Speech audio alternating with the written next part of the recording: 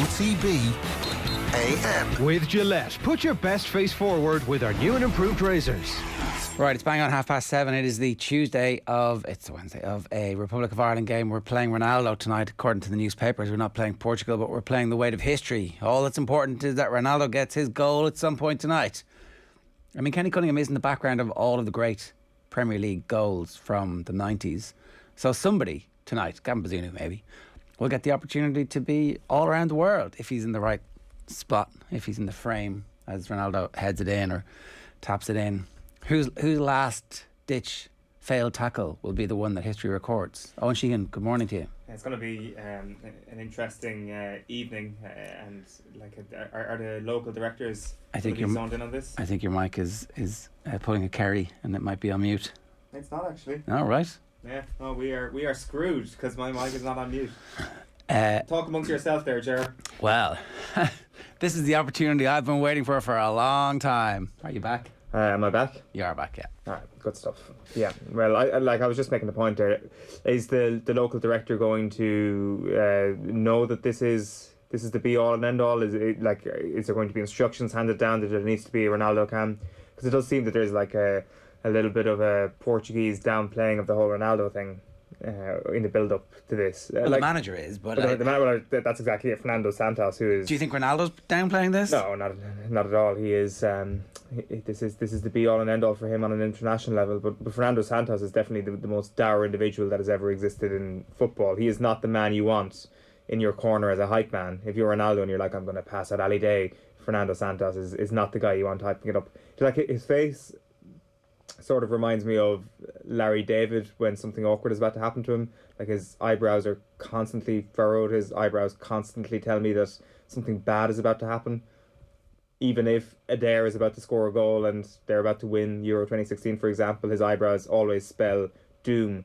And Ronaldo, I'm sure, when he stares his manager in the face tonight, will start to think that maybe he won't surpass Ali Day because his manager's face will tell him that bad things are coming. I do wonder if there's any part of him that hopes that the end of Ronaldo comes sooner rather than later, so that he can stop being the overbearing figure on the team that everybody's always looking for him.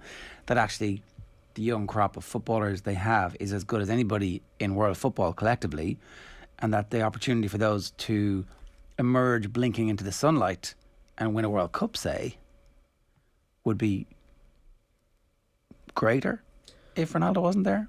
Possibly. I definitely think it just must be a pain in the hole playing with Ronaldo, especially when you are trying to succeed on a level that is way bigger than the individual, because that's what international success kind of looks like. I mean, every time he scores, he's shouting at you, like, look at my glistening body, everybody, look at me. And if you were Joao Felix or Diogo Jota, I mean, you get sick of looking at his glistening body when you're like, okay, grand. I mean, you coached well on the sideline of Euro 2016 and they managed to win that piece of silverware without you, but we kind of need a bigger collective effort here, or a bigger focus on the collective here.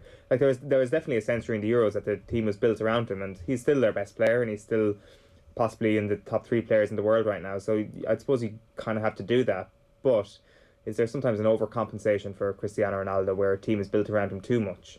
I wonder. Like, I'm not saying this saying that Ronaldo's going to have a bad night tonight or anything. He could still score a hat-trick, yeah, but the team could still be structured around him a little bit too much. And yeah. I wonder if there's a little bit of a lesson for Manchester United yes. in that to a point. Yes, there is, isn't there? Like, if he's just a goal scorer who's finishing off stuff, then fine, that's grand. But if he's somebody who everybody always looks for at every available opportunity, like if Jadon Sancho suddenly feels a little less confident about playing a pass to Rashford because, well, actually he's going to get the death stare from Cristiano, and let's wait and see.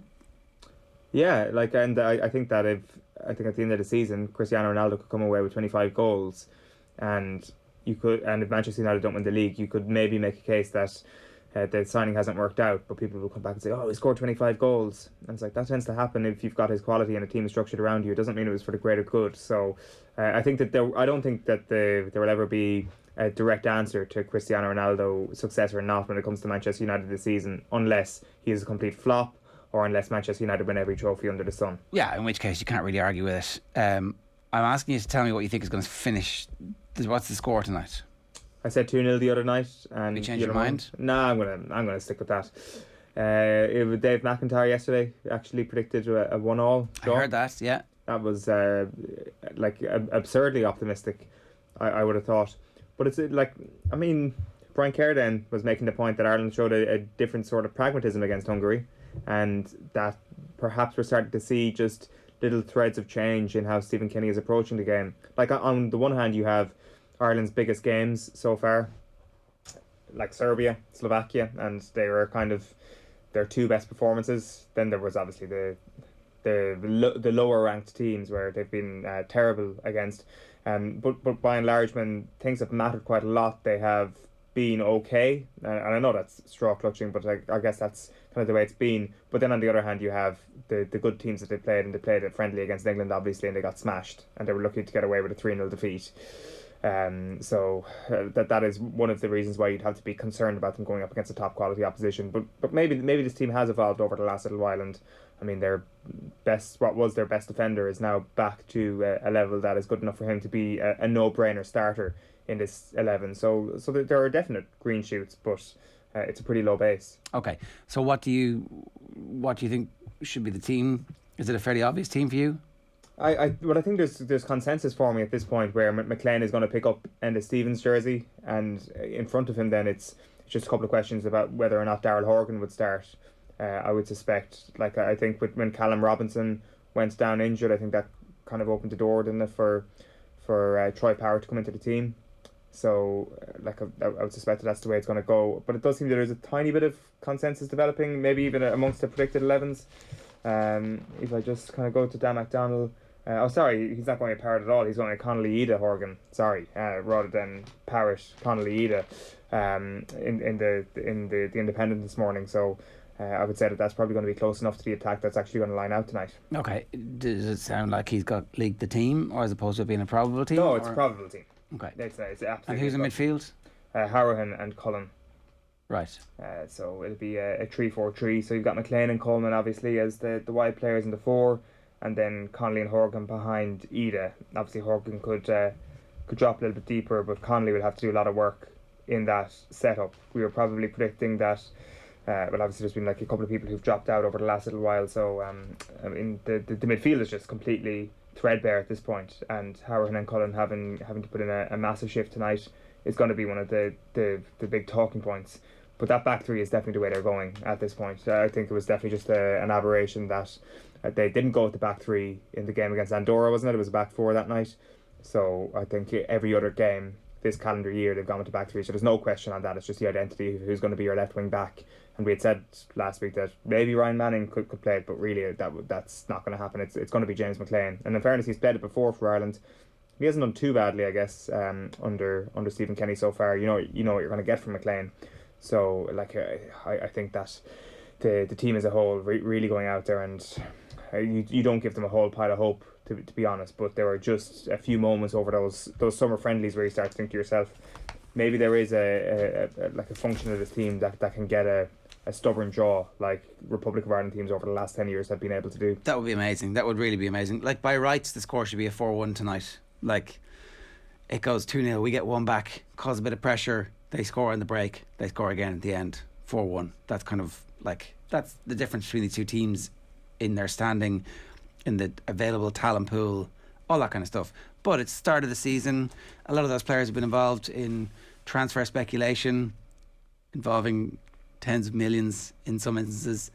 Our lads have been getting transferred from the reserves to the first division or the championship, and it's okay, I understand, we know where we are, but that doesn't mean that our team spirit can't take us to something great. The one thing I would say is that when we look through the predicted teams, most journalists, and again I'm just going to go to Dan here, are going with 3 Portuguese attackers, and then predicting Bruno Fernandes will be in midfield. So Bernardo Silva, Ronaldo, Jota will lead the line with Fernandes in midfield. So that's basically 4 attackers. So that's one less midfielder. So it's just going to be Danilo and Moutinho in midfield. Again, I'm really being optimistic here when I say this, but I do wonder if it was a more midfieldy type midfielder than Bruno Fernandes, rather than an attacking number 10, almost a number 9. I wonder would that actually give this Ireland team a few more problems, because that seems to have been one of the issues that this Ireland team has faced, being just the ball being passed around him in midfield, whereas Fernandez maybe will just be so far advanced that actually he will be more of a worry for the back five as opposed to a worry for Hourhan and Cullen, and Hourhan and Cullen really just can run the game. If we go very, very optimistic. So that's me being outrageous. I'm basically saying, yes, I did just say that Bruno Fernandes starting is a good thing for Ireland, which is ridiculous the more time has passed over the last few seconds. But like you look at the Belgium game, and he didn't start Fernandes, obviously left him on the bench. He went for three out and out central midfielders for that game, and there was a reason maybe why he did it. And sometimes you can just like throw all this attacking talent on the pitch against a weaker opposition, and it doesn't necessarily work out. But what tends to happen is that instead of beating a team 4-0, you only beat them 2-0. So that might be the reality of tonight. All right, okay. The other thing that's happened over the last 24 hours, Patrick Bamford has spoken about playing for the Republic of Ireland. There was a point when, during my first season at Leeds, where Mick McCarthy got in touch. I had a knee injury, so I was more focused on getting fit and making sure I could play the rest of the season for Leeds. But also I felt, because my heart had been committed to playing for England, and I'd always dreamt of that, I felt it would be wrong to then play for Ireland, to go and play international football just because they'd asked me. If I did that, I might have kept someone out of the team whose dream was to play for Ireland. I didn't think that would be fair, Declan Rice. I had to say, he didn't say that. I had to stay true to myself, work hard and try to reach my dreams and make them happen. And so now he's in the England squad. So, you know, you too can dream of playing for England, little Irish qualified person. You just keep your dream alive. Like, it's almost as if somebody from Ireland wrote this on a piece of paper for him, because he said all the right things. I can't really find any issue with what Patrick Bamford said there. Like, no. Maybe none of it is the truth. Like, deep down, he's probably like, yeah, if I was a little bit crapper, I definitely would have played for the Republic of Ireland. Maybe that's what he's thinking, but he didn't say it. So I mean, finally got good enough to play for England. Exactly. Like that could be the truth, but he's not rubbing our noses in it. I don't think like Grealish and Rice have ever had any issue with. In fairness, Grealish and Rice, we probably got to have taken a bit of abuse maybe on social media over the last few years, and have been like, screw you when it comes to Ireland. Bamford maybe not on the same level. So I don't know. I think that this is a happy little flirtation we had with Patrick Bamford, and it's not me, it's you sort of thing. Has been what he's subtly said, but not really said, and I think we all come away pretty happy. We should talk about the transfer window, which obviously slammed shut last night for at least a week. So we start our speculation again. The drumbeat about stories of Kylian Mbappe being unhappy and signing on a free transfer for Real Madrid, which seems now to be completely a done deal. That's exactly what's going to happen. Although you'd expect that some other clubs will be able to swoop in and offer him a king's ransom. Anyway, that didn't happen. What did happen was Antoine Griezmann rejoined Atletico Madrid, which gave rise to this Tony Cudahy tweet. Mad how Barcelona gave Atletico 86 million, Luis Suarez, the La Liga title, and Antoine Griezmann in exchange for Antoine Griezmann. It's like, it's kind of the perfect summation of exactly what has happened at Barcelona over the last number of years, where their transfer policy has just been bananas, and none of it's worked. You couldn't say that Coutinho worked. You couldn't say that Griezmann worked. You couldn't say that any of those big 100 million, 80 million, 70 million transfers that Barcelona have had worked. And in the end, they had to give up Leo Messi as well. Somebody else was doing the transfer off-season that Paris Saint-Germain have had, and it's been sensational. They've spent 66 million and they've got like all the best talent in the world. I understand, obviously, that they're paying massive amounts of money in wages and salary and all that kind of stuff, but it was a fairly crazy transfer window. I see Arsenal getting hammered as well, but they've spent 150 million quid. Like, why are they getting hammered so badly? Was it not a decent transfer window for Arsenal? I guess it should be.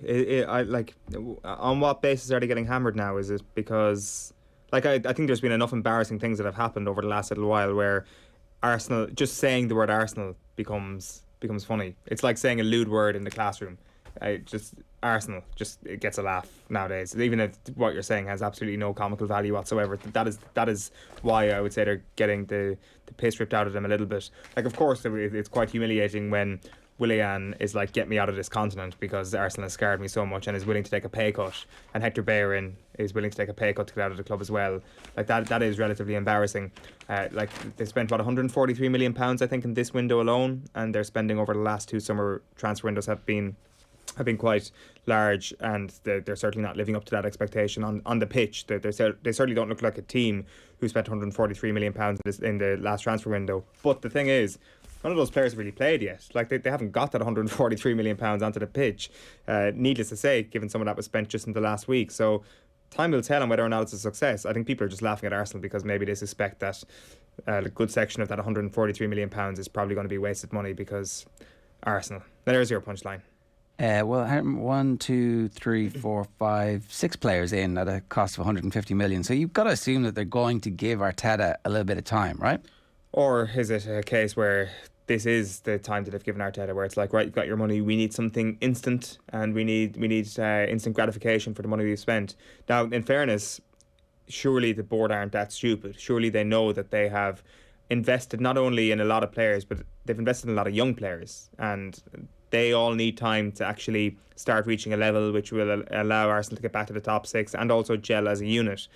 And those two things are not really going to be achieved in the short term. So if what we believe this week is that Arteta's got 5-6 games left to save his job, then that doesn't really tally with the transfer policy, which has been to sign loads of young players, because if you sign loads of young players, you're not going to have any instant success.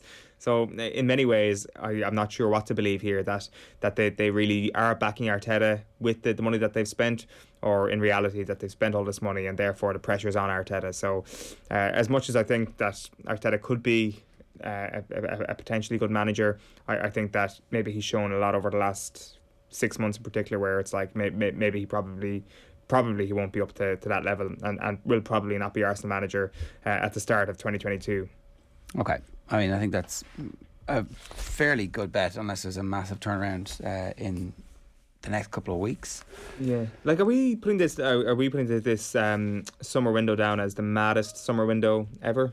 Or is this just recency bias? Well, I think if Messi and Ronaldo both move in a summer, I think if Messi moves, that automatically elevates it above all other windows, because he's the greatest footballer of all time, and he's changed clubs when it looked like he had agreed to stay with the club that he'd been with forever, even though he'd asked for a transfer the year before. It's a fair point. I guess just a slight counterpoint is when you start looking at the Antoine Griezmann thing, and you look back at that window of 2019. Obviously the last full window we had before the pandemic, like going to Barcelona for €120 million.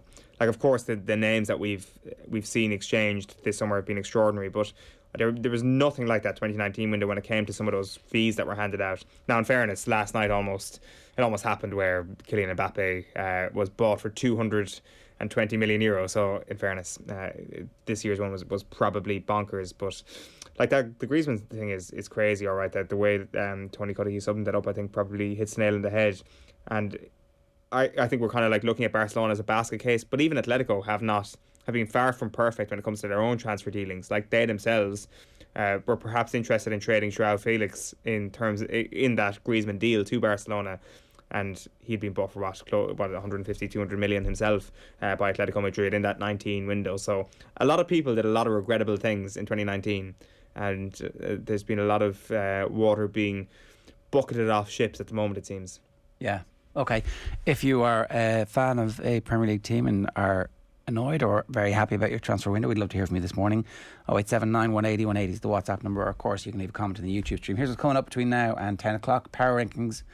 We've got Stephen Ward coming at 8:05 to talk about Ireland, what they can do for a backs against the wall performance against. How do you mark Cristiano Ronaldo tonight, and then also worry about all of the other talent that they have. Bringing the papers, John Duggan going to join us at 8:40 for his thoughts. Ronan Mullen talking about Katie Taylor at 8:45. Paralympics report with Phil Egan at 9. Brilliant, amazing day yesterday.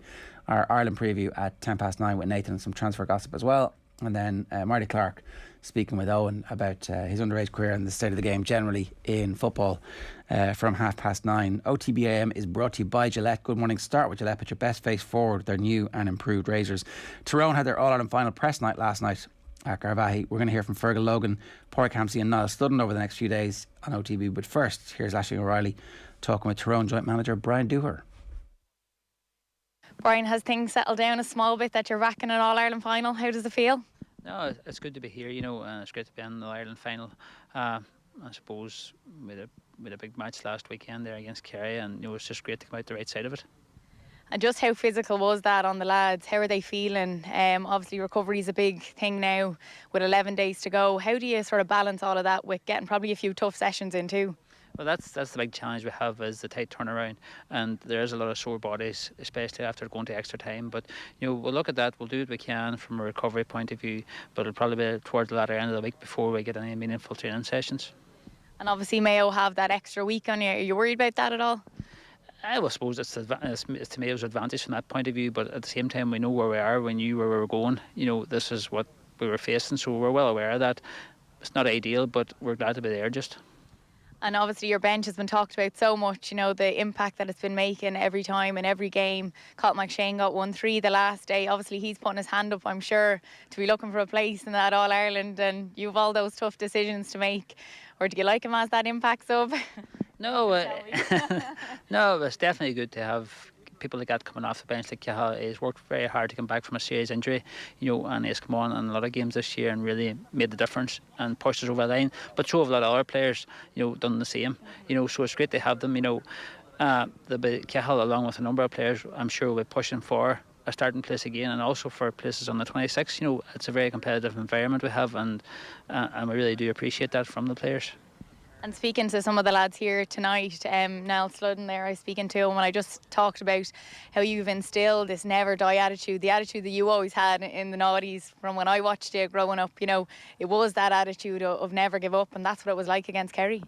It definitely was, but them boys have that in them, they have that belief, or that inherent ability to just keep working, keep trying, never give up, and that's good to have.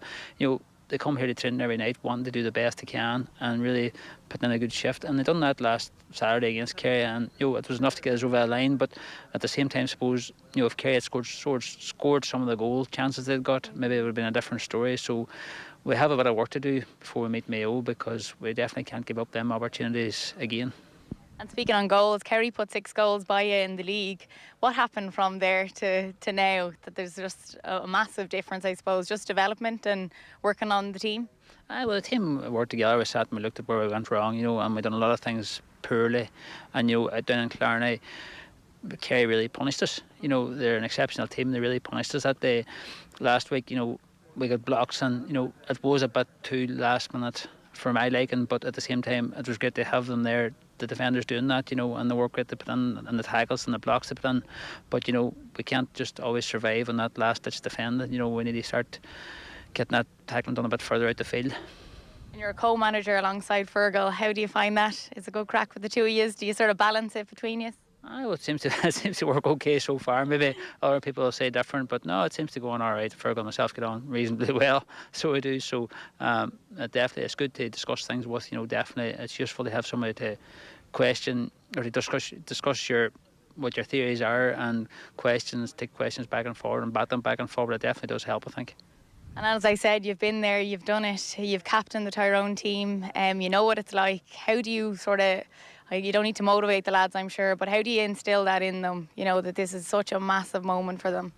Well, these players know, and that's what they're here, and that's what they're here for, or that's what they're about. They want to play for Tyrone, and they want to play in the highest stage possible, and they don't come any bigger than the Ireland final, and it's an opportunity for them. It's a challenge for them, definitely, but it's a good opportunity for them, really, for themselves.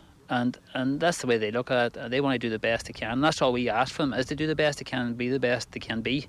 And they do that most nights out in training, so we're just asking them to carry that on into next Saturday night. And for you as manager in your first year, what would it mean? Definitely be great. But it's not about me, it's about the team out there and the people of Tyrone. They've supported us all this year. The players out there have worked really hard. There's 38 odd players there at the minute back in the panel, and they're all working really hard to put themselves in a place for this team, or to get on the 26, so it'll definitely be a tough 26 to pick. Yeah, it's a good problem they have, as they would say. Interesting stuff coming from some of the other players in the press night. We'll hear about this in the coming days in advance of the Ireland final, which is Saturday week, obviously. Kieran McGeary was talking. This is Ina Reardon's piece in the Irish Times. Later, Kieran McGeary denied the report that Tyrone had trained on the morning of their league semi-final against Kerry back in June, when they lost heavily and conceded 6 goals. We've just been hearing about that. Former Kerry manager Eoin Fitzmaurice was among those to suggest they had trained on the morning of the match at Killarney National Park. This is absolutely nonsense. It's not true, said McGeary. We were in Killarney National Park, but I would say I've done more walking up around here than we did in Killarney National Park that day. It's absolutely not true. I was just thinking when I was watching a few Kerry people walking by, I guarantee somebody will say we were training here. So that's obviously where that's come from. But no, we did not do a gym session. You're laughing, on. I was just walking very fast. You're laughing. You don't believe him. You think that... Oh, no, of course I believe him. Why would I... it would be a weird thing to lie about.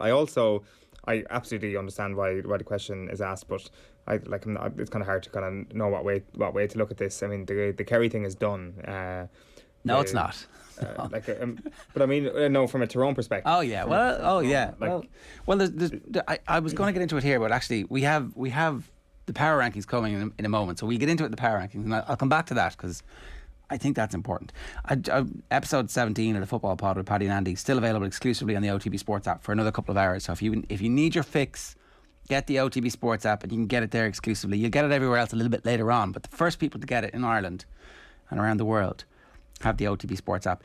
It's now over 7 years since Kerry last won an All-Ireland title. It's a famine. It is a famine by your standards. Well, so we can have are we just going to copy and paste the conversation from Monday again? Because I would literally say that the F word is going to be thrown around. So yeah, I mean, we can play back the audio from Monday. Okay, well, I mean, you're going to have to get used to this now for the next few months. Look, I understand you were working late last night. You did the evening show, and I get it. You're a bit tired. You're a bit broken. But what do people like? Let's do this. Let me taste your tears, Scott Teneman. Let me taste your salty tears. There is an All-Ireland final to look forward to. There is. But there's also the tearing apart of what happened at the weekend. Let's do it then. I'll happily go wherever you want to go. Okay, well, we'll do it in the power rankings. Okay. Have Kerry lost their aura of invincibility, it says here, over the last few years? What aura of invincibility? Where are you reading that? This is Tommy's intro. Here's Andy Moran on how important Mayo's 2017 semi-final replay win was against Kerry. That was a huge win for us, Mayo in general, because again, I was playing since 2003. We'd never bet Kerry in a championship match in Croke Park at that time. So that was a huge game. We kind of half butchered the first game. We probably should have won it, and then to win it the second day was massive. I remember Niall Fitzpatrick doing unbelievable work for us. The psychologist just really mentally preparing us for Kerry in Dublin at that time too, which was brilliant for us at the time. But I'll tell you, right, okay, and this is, again, I rate Tom O'Sullivan unbelievably highly. Foley's a right good player. Tadhg Morley, how he doesn't start, I don't know. I think he's a really good player. And these guys, Murphy, class player, Gavin White, class player. But they do lack that Kerry team and outrageously good backs, lads. Outrageously good backs. You had Tom Sullivan, the old Tom Sullivan. The real Ronaldo. Yeah. But the real Tom Sullivan. I swear to God, I used to love having Mort playing in the league games down in Kerry because Tom Sullivan used to mark Mort. And you used to have to mark him. You had Mark O'Shea who trouble you going the other way. What did the real Tom Sullivan do that he was so good? Massive, and he was quick as hell. He was fast. Just a brilliant defender. Brilliant defender. And you're right, Andy. He kind of went under the radar. Mark O'Shea got a lot of the praise, and then Tomas was obviously wing back. But he was a bit like Sean Marty Lockhart, actually. To be honest, if I'm tough as nails, me as a young fella. Paulie O'Shea, throw you out over the thing like a loaf of bread. He had to peg you out of the way. Mike McCarthy, outstanding player. Seamus Moynihan, outstanding player. Aidan O'Mahony, outstanding player. They're really, really strong backs. And they probably lack that a slight bit at the minute, where the likes of McShane can come on there in the last 20 and really cause trouble. In around the middle of the field, their mobility, you have Darragh O'Shea's around there at the time, huge players. But the likes of Scanlon and these guys used to do massive work. Massive work. And they used to do real damage to us because they used to catch principal ball and then get Declan O'Sullivan and Gooch on it, and Donny on it. So, yeah, listen, it's. I don't think they're far away. I thought they were the best team in the country this year. I think I openly kind of said that. I don't think they got much wrong last Saturday evening. Yeah. But ultimately, they're out of the championship. Yes, they are. Where does that leave them in the power rankings? Let's find out. Some of these critics, these pundits. I absolutely adore them lads. I have unbelievable time from, but they're a great bunch, but it's not acceptable. They'd like to play the hard man when they're on it. It's not very pleasant when you're trying to manage a team. All you're looking for is a bit of civility and a bit of decency, but they just dismiss you like you know, you have nothing to do with the bloody occasion. It's 8 o'clock. It's the Wednesday morning after the weekend. We now know the makeup of the All-Ireland football final. Tommy has joined us. Tommy, good morning to you. How are you? Good morning, Jared. Good morning, Eoin. Owen's a bit of a broken man this morning for the power rankings. I'm not a broken man. Like, let's do this. Feel that. Like you said, it Spiritually, emotionally. You said at the start where Kerry in the power rankings, and let's just do this. They're in fourth place in the power rankings. Yeah, this is like, no, you're supposed to build up to this. You're Well, supposed no, to, I mean, because there's only the top four. I mean, everybody else is out of a championship. Like, the power rankings are kind of like the point I made earlier on about Arsenal, that you just say Arsenal and then people laugh and it's like, ha ha ha, that's a good joke because you said Arsenal. The same thing happens with the power rankings after every weekend. It's like power rankings. And then people are like, ha ha ha. Well, whereas people are like, people who are like tweeting me after Kerry lost, being like, you know, shove your power rankings up your arse and all that. Forget that Kerry weren't even in at number one going into the weekend. Tommy Rooney in the pre-show meeting was like, wait, what? And last week he was giving me abuse on WhatsApp, being like, you can't take Kerry off the top in power rankings, and then turns around and he's like, oh, your power rankings are so wrong. People are just like saying power rankings, punchline, let's move on. So Kerry are in at number 4, Dublin are in at number 3, Tyrone are in at number 2, Mayo are in at number 1. Job done, great slot. Okay, thanks for being with us, everybody. Play the sting, send him home. I think Eoin has forgotten about the power of the power rankings. Genuinely, like. I think tickle my belly, Tommy. Go on, Tommy. I think you're missing the point here. All these people are reaching out on social media to send you messages about the power rankings because they understand the power of this chart. They understand that if their county is in a certain position, it can give them a little bit of a siege mentality. And that's why I was a little surprised this morning. I was a little thrown because I completely forgotten that you had moved the chess pieces around last week to negotiate Kerry into, was it second or third you put them into last week? Second place because Mayo went top after they beat the Dubs. Mayo went top, so yeah. let's just remember last week was Tyrone 4, Dublin 3, Kerry 2, Mayo 1. Yeah. And I actually think you're right here, Tommy. You've got the bones of something going. Keep it. Let's just, you know, as I said, let's rip the sinews off the bones. I just think there's such fine lines there at the weekend. Such fine lines. And I think it's been over-egged a little bit how much better Tyrone were than Kerry. I want this on the record. It's Tommy Rooney saying this, not me. So when people come back again after Kerry suffered their next defeat, I would say, and come back being like, oh, you've completely overplayed. People are like, oh, it's just an aberration that Kerry lost. It's not me that's saying it. It is Tommy Rooney. Sorry, Tommy. I would say that. Keep going. Sorry, just to continue on the interruption theme. I would say that, Tommy, it is you and your podcast that has been doing most of the over-egging. Like, I was listening to the lads and they were like, Tyrone got every single thing right. Kerry got this laundry list of stuff wrong, and at the end of the game it was level scores, and at the end of extra time there was a single point between them. Like a few fluky goals get scored for Tyrone. Kerry have a square ball that, like, if he just sticks the ball in the net himself, or if they take the point instead of trying to feed the best footballer of his generation who gets injured in that process, like it's literally. It's a hair's breadth between us going, geez, Kerry really looked a bit sluggish there, but how good are they going to be for coming through that game against the Wild? Look, I can't tell if you're agreeing with me. Overrated. Kerry are overrated. That is the consensus over the last couple of days. And in fact, it goes all the way back. I mean, they've been overrated into 2000s. They're now so overrated that they're underrated. It's like, I mean, people are saying that, oh, Kerry now have a new reality where teams from Northern Ireland are trying. Like, I mean, what, did these teams just not play in the championship? Like, I mean, the disrespect towards the pre-21st century Ulster teams over the last couple of days has been comical, to say the very least, where it's like, Kerry now need to get used to teams putting it up to them. What does that say about all the teams in the 20th century? Did they just not try? Well, a lot of them were beaten when they saw the...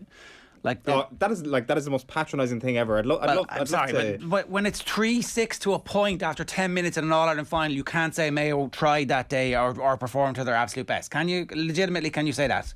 Mayo's only 2 scored in the first half were 2 goals. What are we talking about here, Rich? An All-Ireland final in the noughties, and it was at 04, I think. Or was it the 06? I can't even tell. They were all the same. They were the same final. Go on, Tommy. Get us your theory out here. Quick. I don't even remember where we was at, lads. And I can't even tell, Jerry, if you're disagreeing with me or agreeing with me that it was such fine lines between Kerry and Tyrone, because we were making the point that it was very, very fine lines. I'm blaming you for overrating Tyrone and underrating Kerry at the weekend. That's what I'm doing. Okay. Oh, well, I'm not sure if that's really what the point of the podcast was. I didn't really feel that coming out of it. I think that there's going to be, and look, it's very difficult because you talked me into making Tyrone favourites in my head for the All-Ireland final off the back of that. Yeah, I don't know, and I think, the thing about Kerry is, like Eoin has said, it's an aberration, it's an underperformance. No, I didn't. I did not say it was an aberration. He's saying the opposite. I said the exact opposite. I refer to it as a trend on Monday. I want that on the record. I refer to it as a trend. This is now it is the new dark age that they're entering, is that various teams now have the blink on them, the Indian sign. They've got a hoodoo. It's Tyrone 2.0, and every time Kerry come up against them, they're going to feel like something special is happening. And sorry, that's why I was bringing up the point about Eamon Fitzmaurice talking about the training session in Killarney National Park. Everybody in Kerry got spooked by the fact that they were playing Tyrone and got so worked up about it that they forgot to go and be themselves. And I think they completely double bluffed themselves the weekend. I think that, like, I'm not buying that. It's 100% true. I'm not buying that. I think two things have happened this year, lads, and it kind of feeds into your question, Jerry, about who's favourites for the All-Ireland. Two things have happened this year, and it's around Tyrone. Tyrone are the only county left here that did not set up to beat Dublin. Like, Kerry's entire game plan, and rightfully so, was set up to beat Dublin over the last couple of years. I didn't realise it at the weekend or over the last couple of months, but Kerry don't have that many kick passers anymore. And that's because you cannot kick the ball against Dublin. Paddy Clifford really was the only one. And once Paddy Clifford and David Moran were cut out, Kerry didn't really have anyone to feed Clifford and O'Shea inside. So when Tyrone are going into the All-Ireland final here, they're going up against a Mayo side that were created to take down Dublin in James Horan's eyes. A slightly different way than how Kerry have planned to do it. But Kerry and both Mayo were both set up to beat Dublin. Mayo got that job done. So now they're into the All-Ireland final and against a proposition where I actually think the second thing here that's at play is that Tyrone don't really know themselves. They really don't. Like, it's very new under Dooher and Logan. That Donegal game could have gone very differently. And there's no chance Donegal were beating Kerry in the All-Ireland semi-final because they just weren't. But that Donegal game could have gone very differently in Ulster. Dooher and Logan would have still had another year next year. They would have learned from it and moved on. But since that game, Tyrone have been building and they've been learning about themselves. I actually think it's very difficult to say who's favourites going into this All-Ireland final because there's so many unknowns about that team. Tyrone were set up to beat Kerry the last day. I'm not sure Kerry worried enough about Tyrone's danger men and the men that they should have nullified. I think Kerry, I'm not actually sure Tyrone got under their skin enough. I actually think they went out and played their own game a little bit too much, whereas they should have maybe detailed players. You look at the job that Conor Myler did, that Kieran McGeary did, that Peter Hart did. All of Tyrone's important players, and I'm not sure Kerry did enough in that regard. Sure, Thomas Sullivan had a great game and Darren McCurry, but which of the other key Tyrone players were tied up? I don't think they were. Yeah, I'd agree with that analysis, Tommy. Absolutely. I don't agree with the whole Kerry were obsessed with this Tyrone thing or that's why they lost. I mean, no, I just think they talked themselves into a position of fear as opposed to actually trying to impose their game in a way. Like, I get the point about the kick passers, right? And I get the point about them not detailing players, but like that's just we haven't done the right homework here, and we haven't. I think you just talked yourselves into this whole we're being outfoxed here. There's an ambush going on. What's going on? It's like it's just this default position of negativity. There was a bit of that going on, yeah. It was amazing to watch the narrative all week. But like, do you do like? I mean, and it was everywhere. Everybody. Kerry were talking about an ambush so much. They got ambushed. Merely to cover themselves. It's like they wouldn't get ambushed. It's like what's that bullshit? The Secret? It's like you manifested this into existence. You're like, oh no, they're gonna kill us, and then they killed you, and you're like, I told you they were gonna kill us. It's like, it's this kind of weird circular. And if Kerry win at the weekend, you'd be like, oh, you yeared away all week. You I wouldn't. Disingenuous. I wouldn't. The Tyrone team is really good. Well done, you beat this Tyrone team. Here's the thing. If Kerry won at the weekend, it was the first All Ireland of 3 in a row. Like, that's what would have happened at the weekend. If Kerry came through that test, it was the first 3 in a row. I genuinely believe Kerry are going to win a number of All-Irelands this decade. I just think it's the best thing that could have happened to Gaelic football that Kerry were beaten. Put them back another year. Make Clifford and O'Shea go back to the drawing board. How is Sean That's O'Shea? Not the consensus, Tommy. You're moving off the narrative. You're moving off the Twitter narrative. The Twitter narrative is that this Kerry team just simply isn't good enough and they're overrated. And that is absolutely not the case. If Peter Keane gets another year, if Peter Keane comes through this winter, which I do think there's a chance that he will get through it, because Guy, like, are you going to go to Jack O'Connor? Like, I know you probably don't want to get into that conversation straight away, but like, listening to that Jack O'Connor interview on the Examiner pod during the week, I couldn't get around it. And everybody's giving me crap saying you haven't listened to it, and then you listen to it and it's actually worse. It's worse. Kildare should be booting Jack O'Connor today. Like. Yes. He should be gone. Have some self-respect. You're saying it's an easy job taking the Kildare job. Out the gap. Good luck to you. Go and apply for the Kerry job. Best of luck. If Kerry go for Jack and Connor, best of luck. Like, I think Peter Keane is very, very close here. I think he's very close. And I think he's been so unlucky in the sense that he hasn't got Kerry over the line. There's a couple of frailties in that Kerry team. They're not that big. Like, defensively, yes, there's a few issues. I think selection-wise, they could have gone horses for courses with maybe Adrian Spillane and Diarmuid O'Connor in there instead of maybe 1 or 2 others, and maybe bring in David Moore or bring in somebody else. I don't think they're very far away on. I know it's hard to take at this stage, but no, like I'd still have, to be honest with you, I'm very surprised we still don't have Kerry number 1 on the power rankings here. I'm sorry, but you don't know as much as at redhand424237 on Twitter, Tommy, who says that this Kerry team is finished and never started and have always been finished. And the way they managed to win 4 in a row in the 70s and 80s is because teams just didn't like to try playing football, and effort is a new phenomenon that has only been discovered in the 21st century. So unfortunately, you're wrong, Tommy, and he is right. And this is an overrated team. Okay, well, look, I think that they're now underrated officially because everybody says they're rubbish on the back of losing a game after extra time by a single point against a very good team who seem to have brilliant management, like who might be the All-Ireland champions. Who may well, and I'll talk about that in a minute, right? But so, what's the order? Dublin are 4. No, Kerry are 4. Kerry are 4. Dublin are 3. Yeah. I'm surprised by that now because Dublin got a bit of a trimming. I mean, they didn't though, really. Again, I point you back to... It was coming though. It was coming all year. Like, if you look at the way Kerry have played all year long, Kerry have been awesome.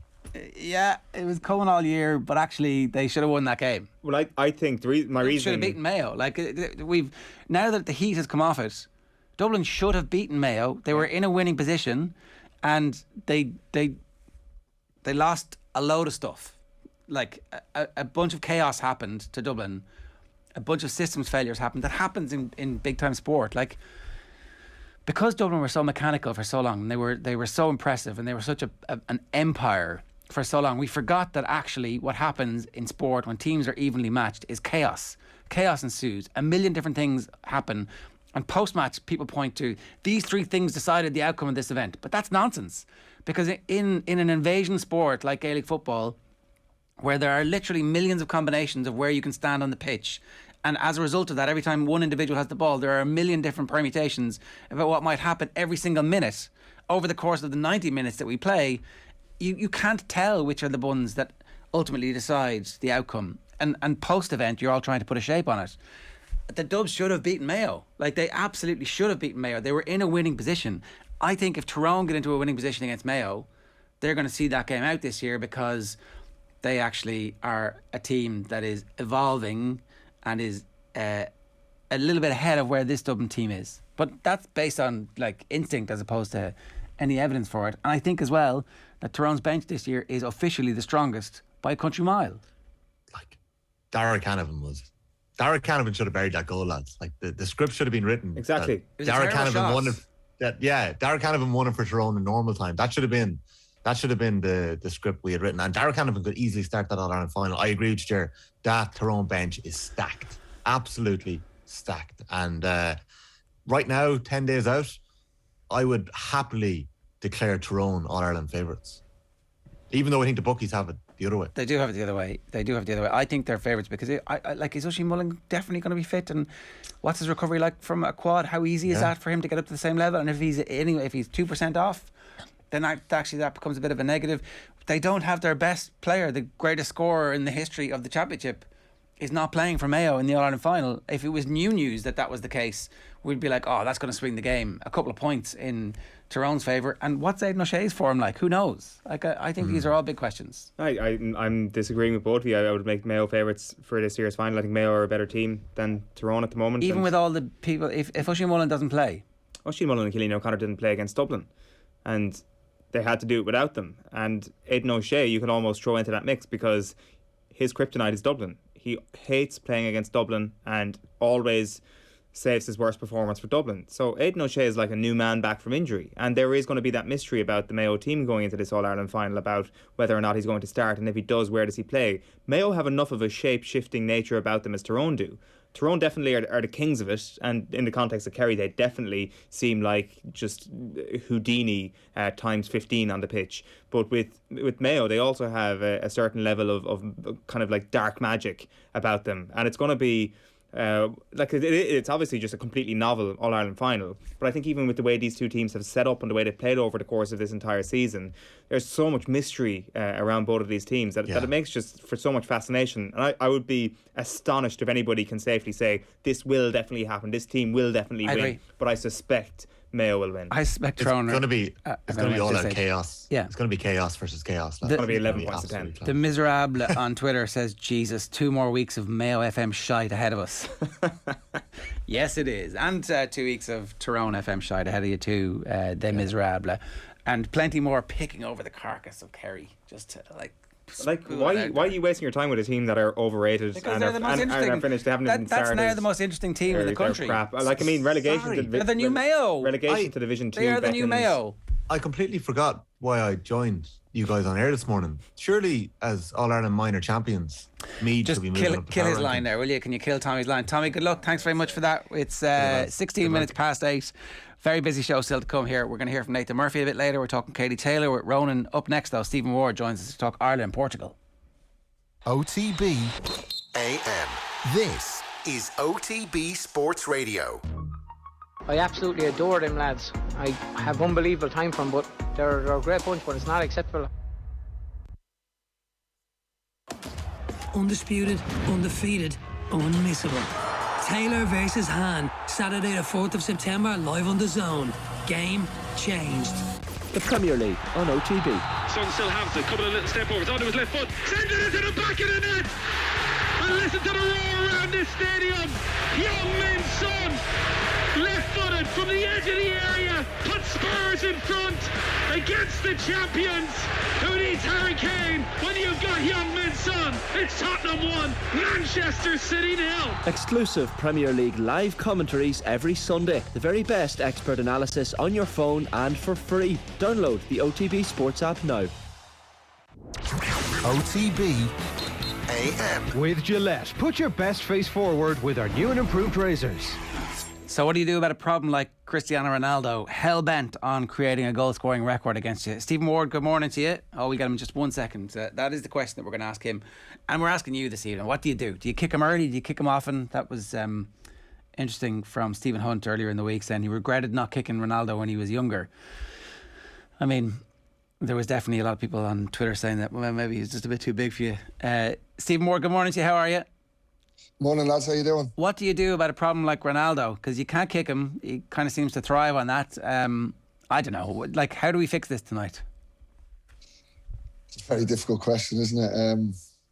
Listen, I think many teams have tried before to stop him, and it seems the impossible task. But listen, you just got to get as many players around him and try stop him as best you can. He's got to have moments in the game, but you just hope that they're not ones that are, detrimental to the scoreline or detrimental to your team's performance. So it'll be tough, but I'm sure the boys are looking forward to the challenge of it. What are these games like when you are massive underdogs and you know that the quality of the team that you're up against is world class? How do you prepare as a group for a challenge like that, where you are definitely coming up against a team who you know are technically better than you, but at the same time, at the start of the game, the ball is round and it's 0-0? Listen, I think first and foremost they'll show Portugal respect in terms of their preparation. They'll know how good of a team they are. I'm sure Stephen and the staff will have a game plan, to try stop some of their attacking threat. But I think at the end of the day, when you go into these games, as much as there is pressure, in a strange way, there's not as much pressure as playing a sort of similar sized country or similar sized team, because not many people in the outside will expect Ireland to get a result tonight. Mostly it'll be the Irish fans and the players and staff themselves. And I think if you look back over the years, what a lot of teams, a lot of the Irish teams I was in, we took inspiration off the major results that we've picked up throughout the years as underdogs. We're renowned for doing it, and that's one of the inspirations we definitely took when we look back at other teams that have picked up massive results against these kind of nations. So, hopefully these boys are doing that, and hopefully it can be one of them nights. What sort of inspiration are you taking from those teams? Are you watching like their games back in the week of a game? No, I think it's just memories, and people and players, and when you're away in a hotel together, you end up talking about all sorts of stuff, and these kind of memories that you remember watching, Ireland pick up results against, like I said, Portugal back in the day, Holland, Germany, these kinds of games, and you just hope that you're within that squad. You just hope that it's your night and you can do the same, and I'm sure that's what the lads will do. And I think first and foremost, as a footballer, you go into every game with belief that you can get a result, no matter who you're playing against, and that'll be the case tonight. You played in the Russia game, right? Yeah, I did. The 0-0. Yeah. Yeah. So is that your first away game? First competitive away game? Yeah, it might have been. Yeah, I think it was. Yeah. The stereotypical baptism of fire, because they were a brilliant team and they kind of killed us on the night, but we still managed to get a 0-0 draw, and we all obviously remember Richard Dunn and the fake number on the back. What's your recollection about the build-up to that game and the game itself? What do you remember?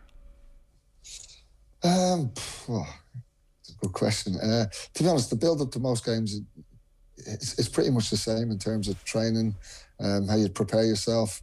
I think for me, it was because it was quite early in my international career. I was just excited about being in the squad and just taking everything in. So, like you said, it was a tough night for us. We had, thankfully, had Richard Dunn at the back. It was unbelievable, and helped us. I think Sheahan made some great saves as well, and I think down to them two really, and a little bit of help from the rest of us, we ended up getting a result. But it's definitely an experience to learn from, and that'll be the case tonight. I think obviously the game where we drew in Germany when John O'Shea scored last minute as well. That's a tough night, and we seem to pick up these results, and that's the one thing I'll be hoping the boys can do tonight, because no matter how the game goes, you can always be in the game till the last minute. So hopefully they can have one of their memorable evenings this evening. Are you noticing a new steeliness about this Ireland team potentially? I know we're judging things largely on those 3 friendlies during the summer that have clearly been the most positive part of the Stephen Kenny reign so far, but did you notice any trends there that would suggest that this Ireland team can do a really good back to the wall job? Yeah, listen, I think at the minute, it's especially during the games in the summer, you start to see a bit more of confidence growing in the players. I think that first win is going to be massive. They looked like once they got the lead in them games, they were able to hold on to it. They were able to keep pushing for more, even after a couple of setbacks. So yeah, listen, it won't have been easy. They'll have wanted to get a win for the manager, very early in his tenure, but it wasn't to be. Thankfully, they've got it now, and I think this international break this week will be one where they really want to push on. They want to show that they're moving forward as a team, and obviously it starts with a really tough game tonight. But hopefully if they can get hopefully have one of them nights where they get a result, or they put in a really good performance, it can push them on into next week. There's 2 home games coming up where they'll want to do well, and it could be a completely different picture looking at the international team come next Tuesday evening. It was interesting, maybe at the very start of the Kenny era, Stephen, we were chatting about Matt Doherty and Seamus Coleman, and there was I think it was Kevin Kilbane making the point that you've got to factor in Shane Duffy's performances when you're judging anybody who's playing at wing back, anybody who's beside a centre back who may be struggling here and there. So as a wing back, if you're James McLean or Seamus Coleman tonight, who are suspected to start left and right wing back respectively, how big a deal is it for them that they can look around and they see a Shane Duffy who is in a much better place now than he was for Ireland's last competitive game? Oh, yeah, listen, it's great to see Big Duffy back doing what he does best, and I don't think anyone had any doubt that he would get back. He had a tough time and a tough year, personally. and sometimes that can affect your football. And people sometimes don't realise that it's not as easy as just going out there and putting on a shirt and performing every week. No one can always know what's going on in the background. So listen, he admitted himself he had a bit of a difficult time. I think some of his performances were maybe overanalyzed because of how good he usually is. That's probably I wouldn't say going against him, but because he's been so good for years, I think once he has a small drop off, it was analysed maybe more than needed maybe. But like I said, listen, it's great to see him back. He's had a great start to the season. It's great to see Brighton show that faith in him, give him that chance again, and he's repaid them in bucket loads this season so far. So he'll be a massive plus for us tonight, and I'm sure everyone loves him as a character. Everyone will have been delighted to see him score his goal the other week, and I'm sure that'll be a big lift, same as he came into the squad this week. Is McLean your choice at left wing back, given Stevens is out? For me, yeah, I've seen James play there numerous occasions, and I know his energy and his will and desire. I think, especially in games like this, James could be massive for us tonight. So, yeah, for me, I think it's a no-brainer to play James there, especially if he goes with the wing-backs, yeah. That's the other question. Fundamentally, we have, when everybody's fit, a good bit of strength and depth at centre-back, and we definitely have players who can adapt to the wing-backs in the wide positions. Is this the right thing for us at the moment to play this style? Listen, I think it suits us at the minute. Yeah, I do. Especially in a game like this tonight. Stephen may decide to play four at the back when we're maybe playing home games against maybe different countries or different teams. But I think away from home tonight, I think this formation, especially playing against it can give a team real solid base at the back, and it also gives you options going forward, because when I've played against a team that plays three at the back and plays it well, there's a lot of options for them on the ball, and you can also get two players up the pitch, which is massive nowadays. Sometimes if you're playing with wingers and just one centre forward, the wingers can get pinned back, and it's a very long way to get up to support one centre forward. So, if he does go with the wing backs and we have two or three up the top of the pitch, it gives us a chance to get out and get a foothold in the game. And we are definitely going to need some pressure being relieved tonight. So who are the best, what's the best duo up front? Like Troy Parrott, obviously a bit of a difficult start, then comes good and is actually scoring goals at the moment, albeit in a slightly lower setting than where Aaron Connolly and Adam Ida aren't actually getting games. What do? Do you go with the striker who's actually scoring, even though he's younger and doesn't have the experience of the others yet? Or do you try and go back to the other two and hope that the fact that they're training at a slightly higher level and they're operating at a higher level, and the competition they have on a daily basis is slightly higher than where Troy Parrott is at the moment? It's a difficult one, to be honest, and I think Stephen will probably look at certain factors in terms of what kind of duo you want to play. Does he want a bit of a presence up there? Does he want pace? There's all sort of factors you look at. For me at the minute, obviously I see a lot of things said about some players may not have been playing for their club, but I feel like this international break is not so much an issue in terms of minutes, because especially this year, everyone's had a bit more normality back to pre-season. They'll have all had 6 weeks.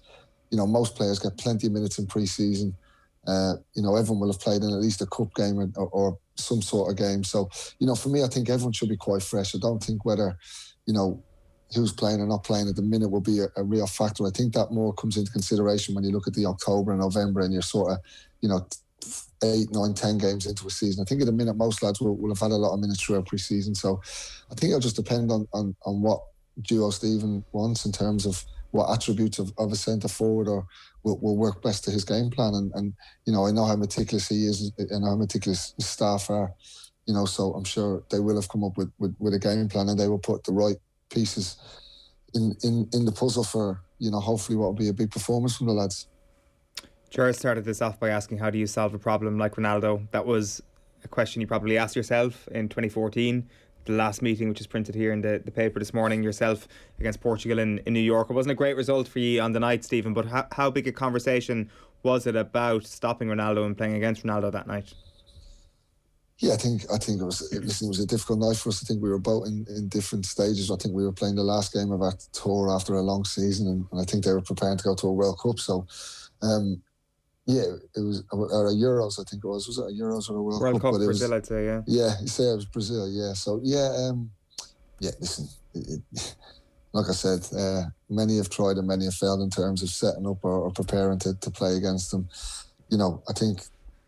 First and foremost tonight, the lads have got to, they understand how good he is. They'll all be relishing playing against him. I think, not many players will have had the chance to play against him in their career, and you want to play and test yourself against these kind of players. And, I think tonight what's most important is the team as a game plan for itself, because I think Stephen said in his press conference, we can't go there and just sit back, because if you give a team with that quality the ball for 90 minutes, they'll eventually wear you down, especially with players like Ronaldo.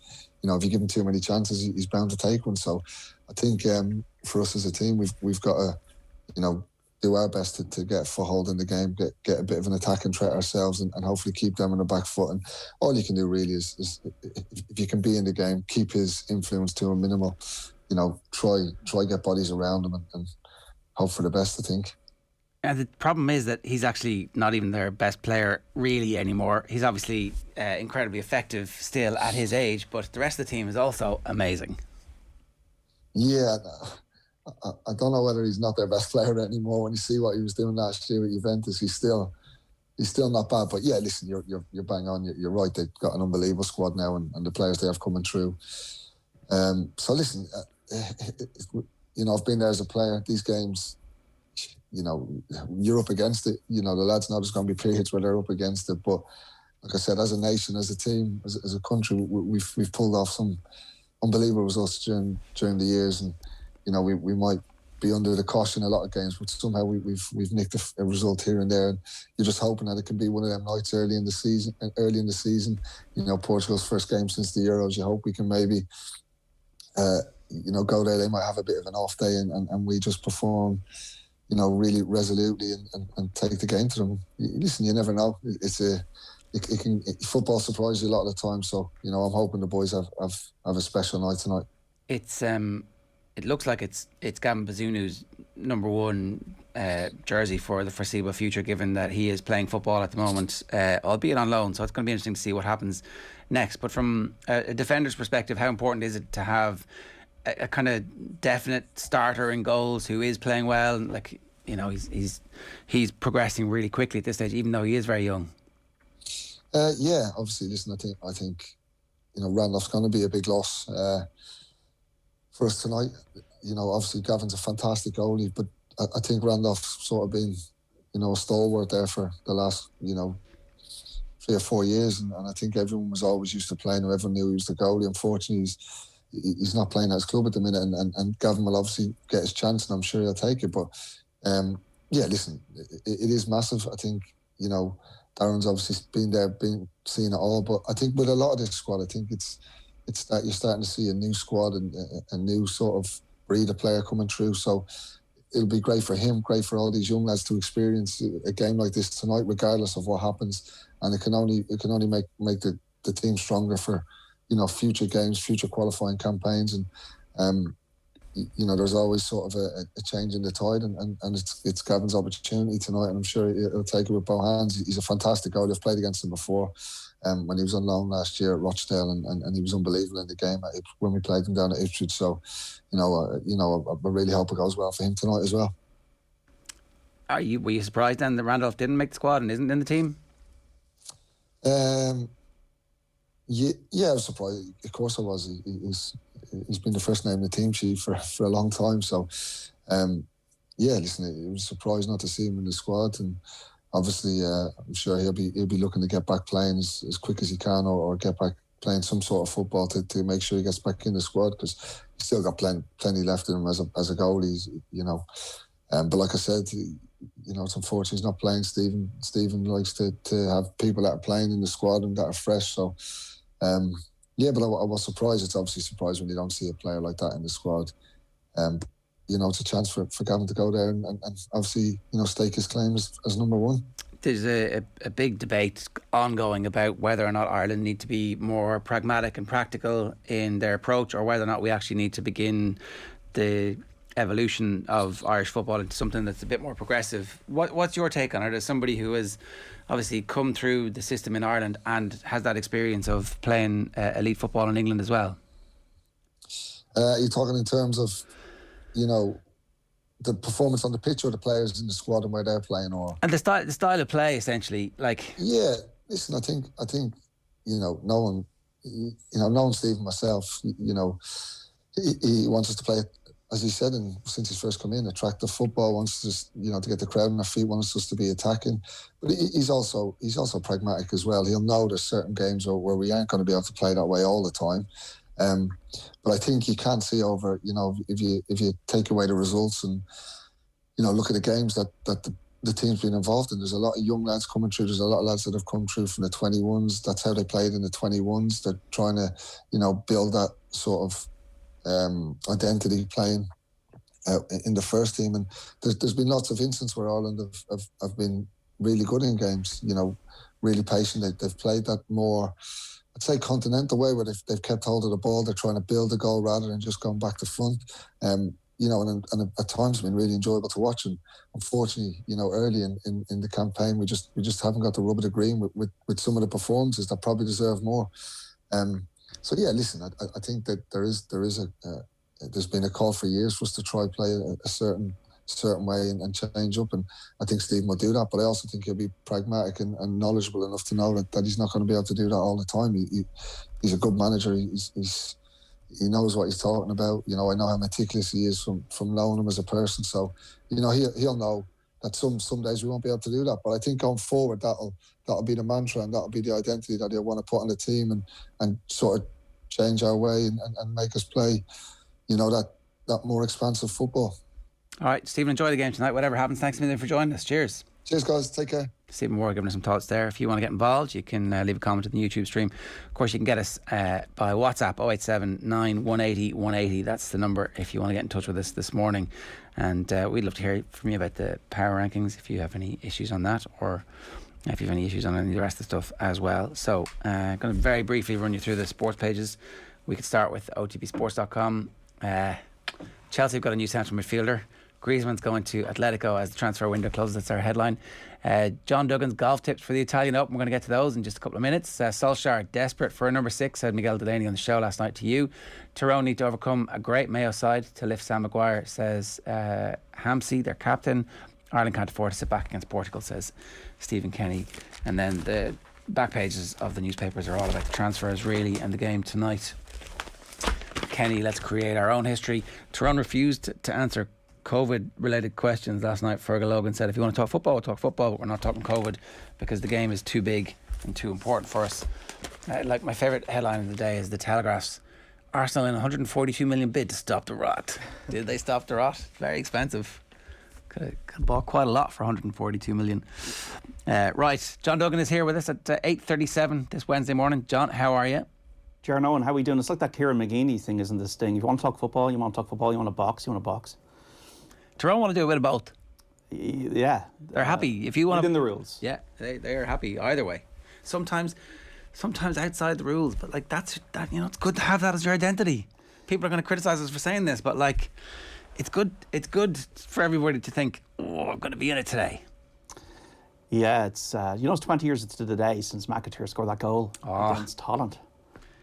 To the day, it's kind of a sad situation that we're in heading into the game against Portugal. That we're all getting old, you mean? No, is that what's sad? That we don't have these Premier League stars that we did at the time, and put it up to the European Championship semi-finalists of both Portugal and the Dutch in that campaign. But look, I think it's a case if we get away with the draw this evening, lads, it'll be a job well done. I think a lot more will ride on what happens against Azerbaijan and Serbia, and how the fans, for the first time, the real fans, as it were, react to Kenny, not the social media warriors.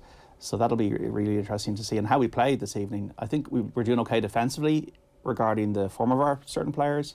But it's the midfield and attacking positions you'd have to have a little bit of concern about, especially with Cristiano Ronaldo going for that 110th international goal, which would be a record.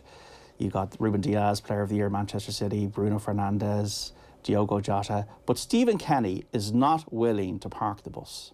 We have to carry an attacking threat. We can't afford to defend for 90 minutes, and it's not the way we're set up to do that. And it's not our intention. And, you know, we have to carry an attacking threat, and we cannot. Portugal have too much quality to sit back for 90 minutes.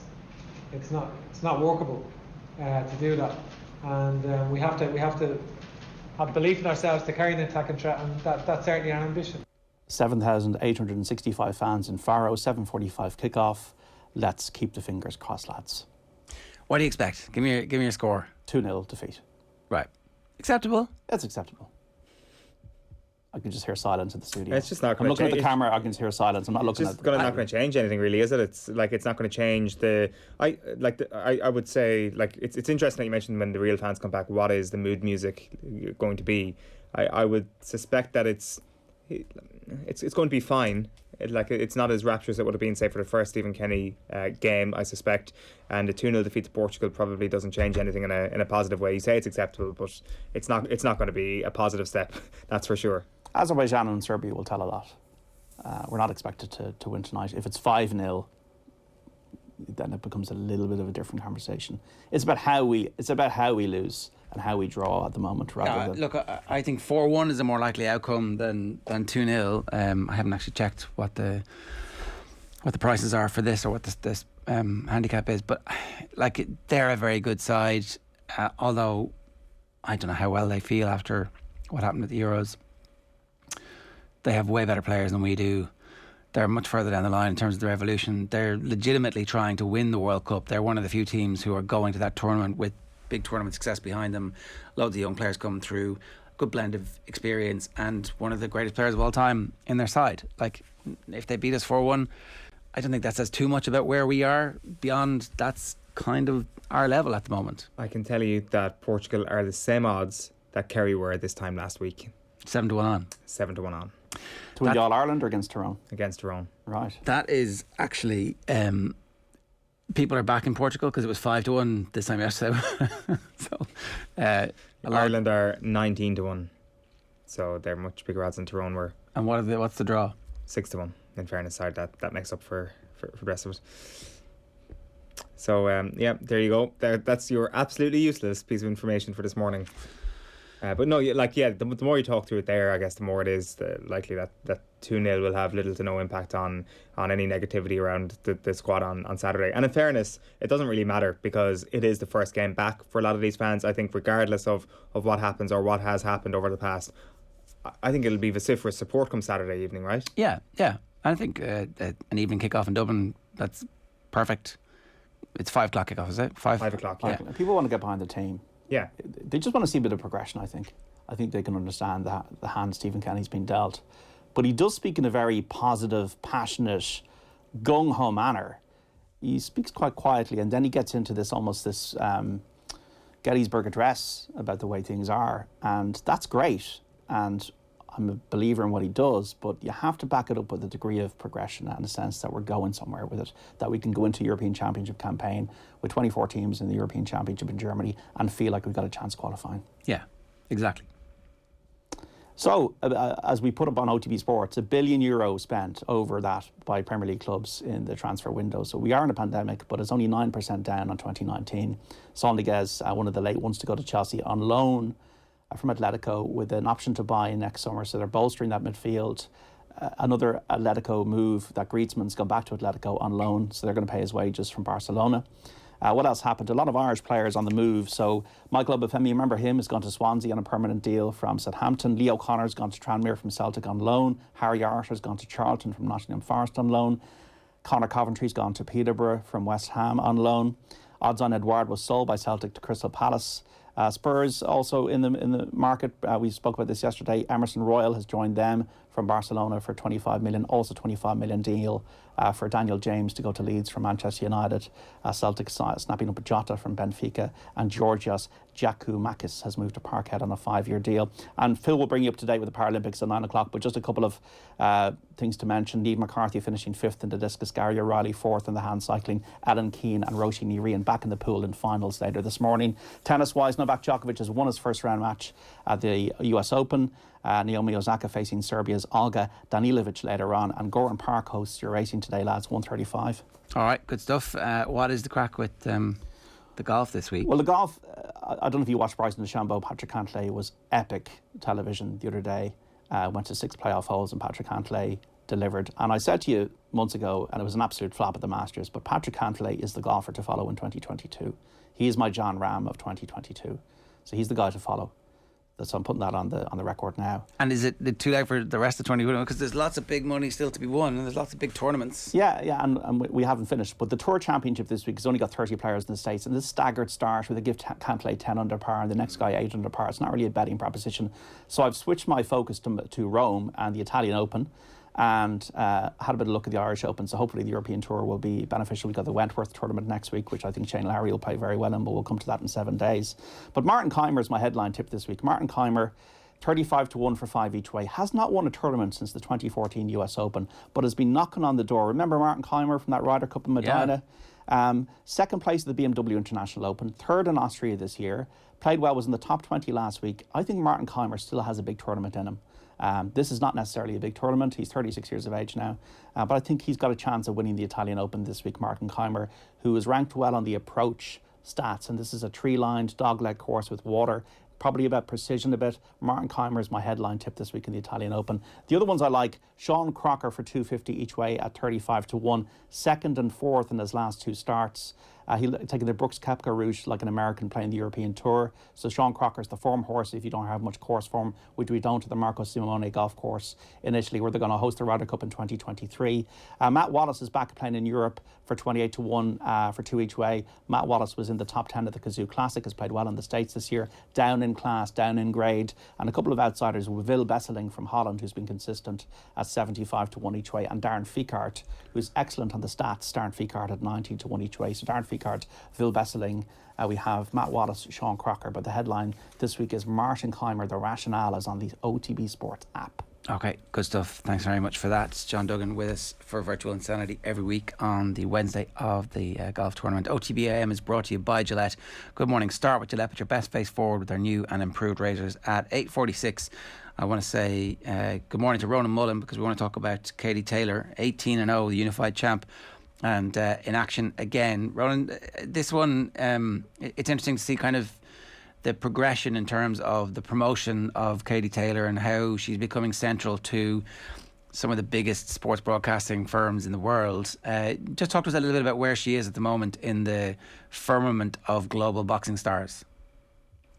No, it's a really interesting point, because I remember when DAZN initially launched as a unknown entity where people were still trying to scramble together what the letters actually came to be pronounced as, and she was sort of presented as one of those key totems in the Eddie Hearn sort of marketplace. So he put her forward, he put Anthony Joshua forward. This is when he hadn't built up this stable of stars, which now features the likes of Canelo Alvarez and so on. But in terms of the UK rights, and it's kind of a fascinating sideshow to the whole thing, where Eddie Hearn has basically taken his stable to DAZN. He had that exclusive rights deal with Sky Sports, but this, like, they're sort of into the throes of it now, but I feel like this is the first major event that could have possibly been a Sky Sports pay-per-view that is now available exclusively on DAZN for I think it's the $7.99 price point at the moment. So Katie Taylor's a key selling point for Hearn in that regard. As much as I think Joshua still has some sort of stuff to navigate with his Sky deal, he has one Sky fight remaining, and that will be later this month. Katie Taylor will remain in the UK/Irish market one of the key draws, and you can imagine they're kind of banking on an Irish subscription surge this weekend to see Katie Taylor. As much as it is a good card and it's back in front of 20,000 fans at Headingley and Leeds, so there's plenty in pomp and circumstance to build the whole thing around. I think from an Irish point of view, it's Katie's show as it normally is. And before we talk about the fight itself and more about Katie, who else is on the card this weekend? So how is it working?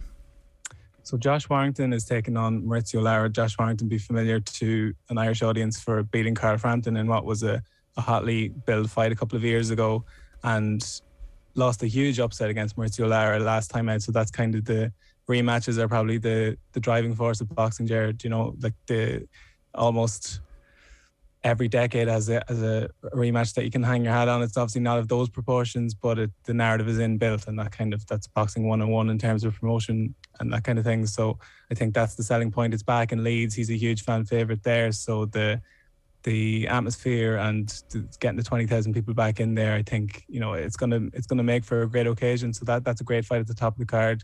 Conor Benn, who's son of Nigel, is sort of like I think a lot of people in boxing circles had dismissed him as a bit of a novelty act and a sideshow, but because he came into sort of professional boxing without a whole lot of amateur pedigree, and as I think was sort of an acceptable like stance on the whole thing, that they were trying to build his career off his father's name. But I have to say he's really impressed me, and he's kind of built his name in the welterweight division at that level, you know, as his own man. And I think this is another stepping stone to that end. So he's another one worth keeping an eye on. So there are some fights of intrigue on this card, but Katie Taylor's, you'd have to say, and like, not afraid to tell you when the fights are competitive. And to her credit, I think if you're looking at the pendulum, you'd have to say most of her fights have been unification fights and difficult fights. The last one against Natasha Jonas was a thriller.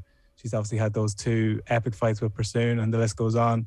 But this, you know, this is a logistical fight. She has to, it's a box tick really against a mandatory challenger. It's only the third time she's had to fight a mandatory, because the politics of boxing, as we've gone over plenty of times in the show, the only thing that trumps a mandatory, which are kind of enforced by the governing bodies, is a unification. And Katie Taylor's had so many of those that, you know, she can kind of kick the can down the road in terms of mandatories. But this is one that she just has to take on, and the word is that she wants to box this one off, and maybe another one before the end of the year, and then hopefully by start of next year you're into, you know, back into the big fight conversation with the likes of an Amanda Serrano and such like. The trouble sometimes is that it feels like the challenge is the thing that keeps an athlete like Katie Taylor, who has won so much and created so many worlds, that it's the challenge that gets her up and gets her excited, and that sometimes fights like this can be a bit boring for her. And I don't mean that like I'm not saying that she's not going to be professional about it, but that she doesn't always appear as impressive in these fights as she is. Yeah, no, it's a fair point. And, you know, Katie is so used to at this point fighting people who, like, if you take the Pursoon fight, for example, it's someone sort of marauding forward, and Katie uses sort of her back fleet of footness to maybe box off the back foot, and that's how she wins these fights. It's the fights where opponents go into their shell that she's kind of hasn't looked like spectacular in, and I don't think that will be the case this weekend. Like, I think Jennifer Han is more of a technician than a brawler, and she won't be.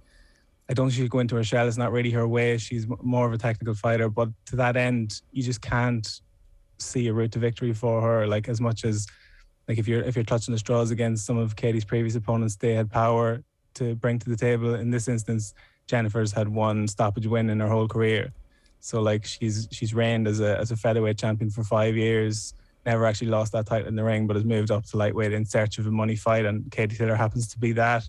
But at 38, you can't really see a path to victory for her. So yeah, I think I would expect Katie to win in impressive fashion and maybe stop Jennifer this weekend. So to that end, maybe it will be the outcome that the zone are looking for.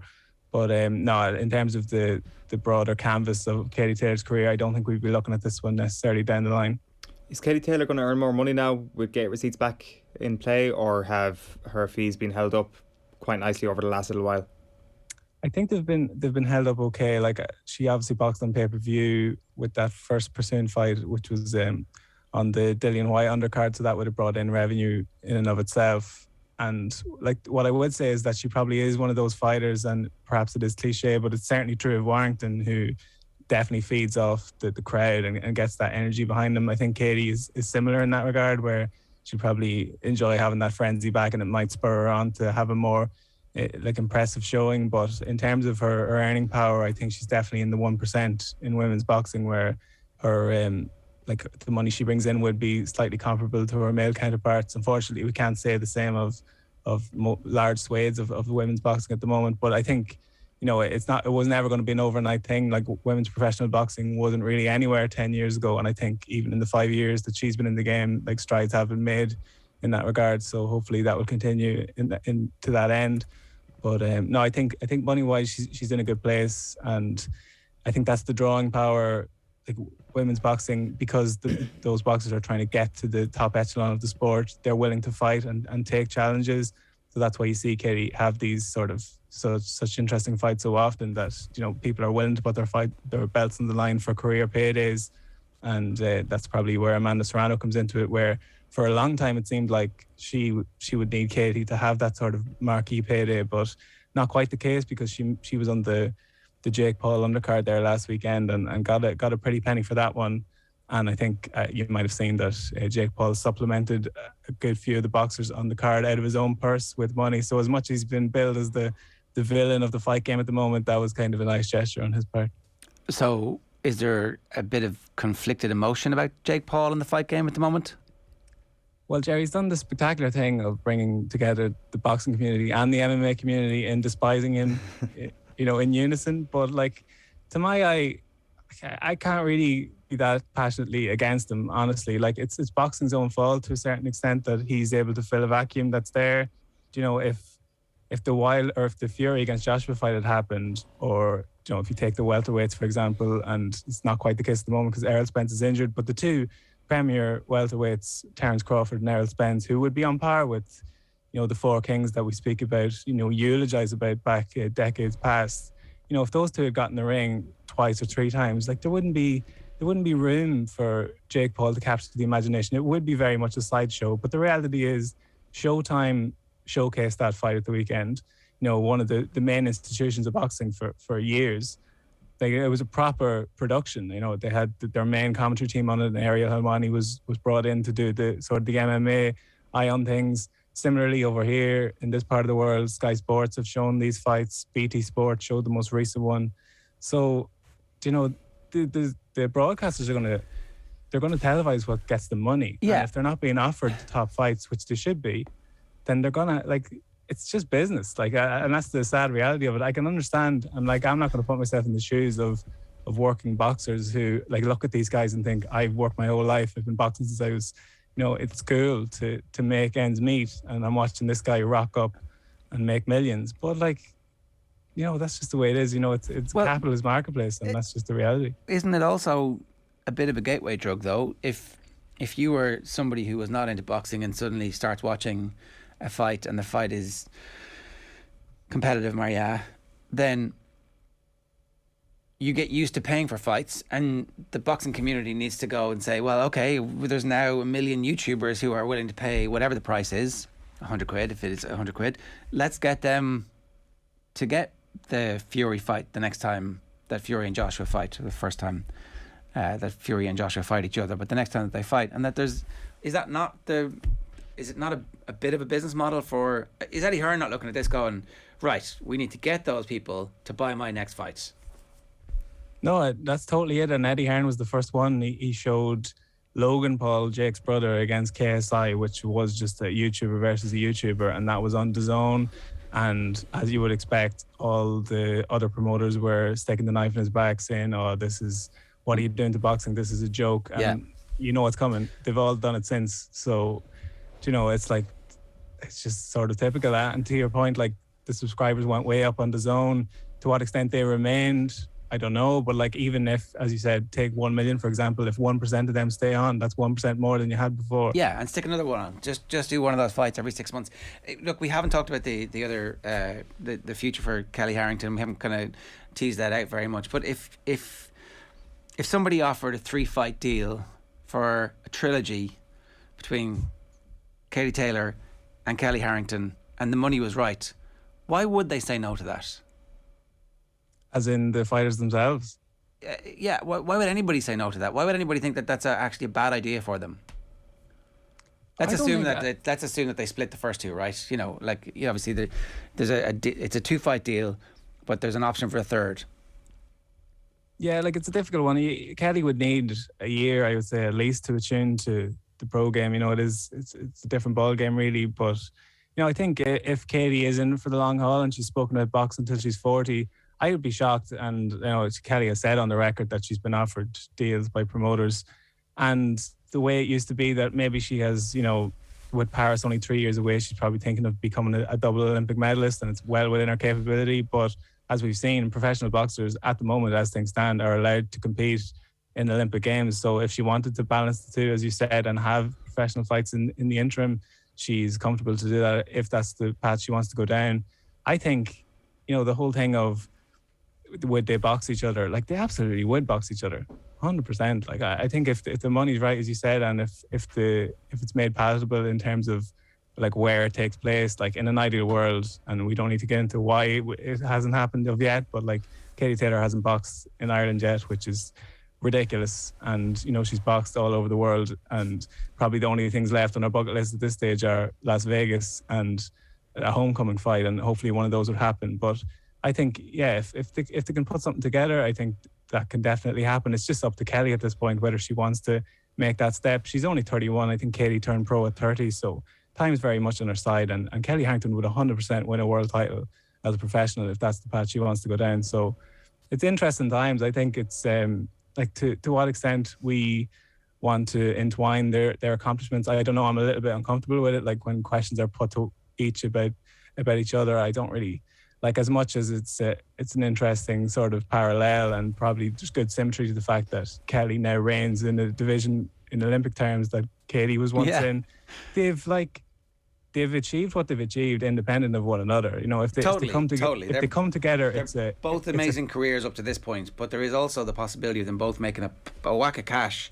Yeah, and the reason it would be a brilliant fight is because it's two fantastic individuals coming together and fighting, and obviously you've got the Irish background behind that. But I think I think that's more the selling point of it. And I think people were maybe at the time when it was first being mooted thinking it would be maybe a little bit uncomfortable to have, like, who would you root for? I just think it would be a spectacular sporting occasion if it did happen. But I think at this point it's still very much an if. I'd root for the purse to be huge. That's what I would root for, so that they can both get rich out of it. Ronan, great stuff. Thanks a million. Cheers.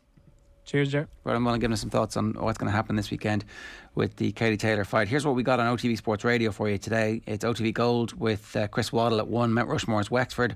Our retro panel is about losing the dressing room at 4. It's OTB Gold, Paul McGrath at 6.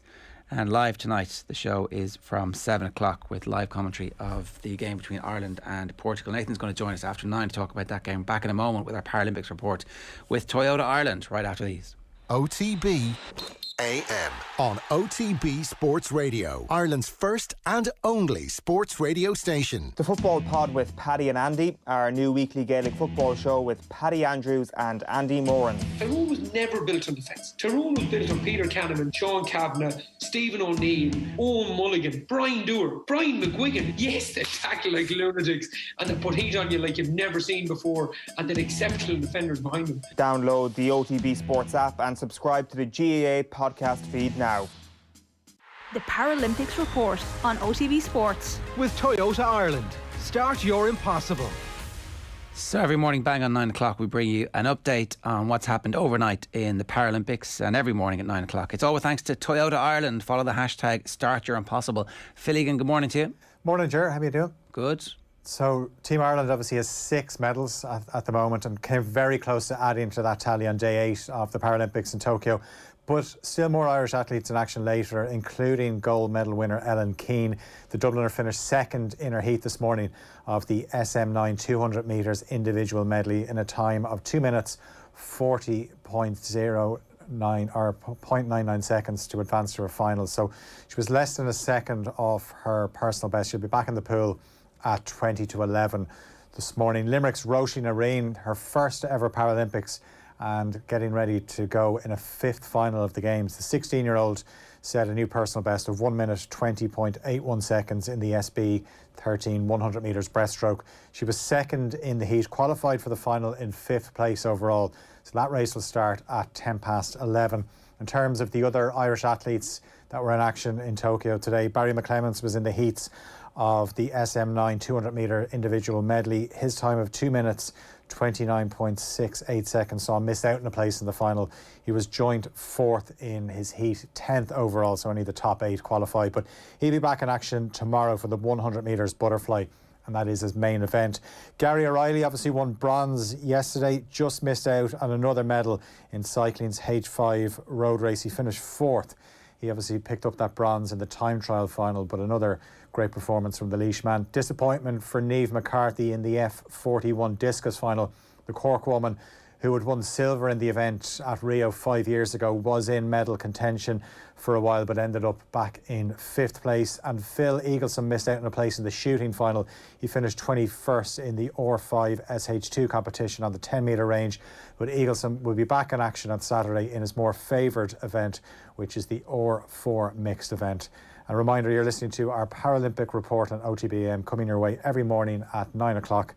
And it's all with thanks to Toyota Ireland. #Start Your Impossible.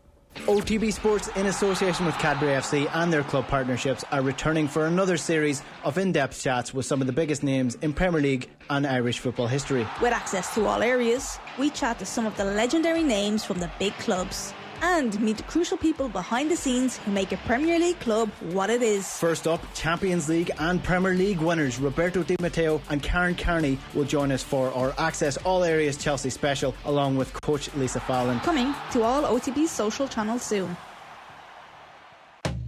Car insurance is boring, but you don't have to be.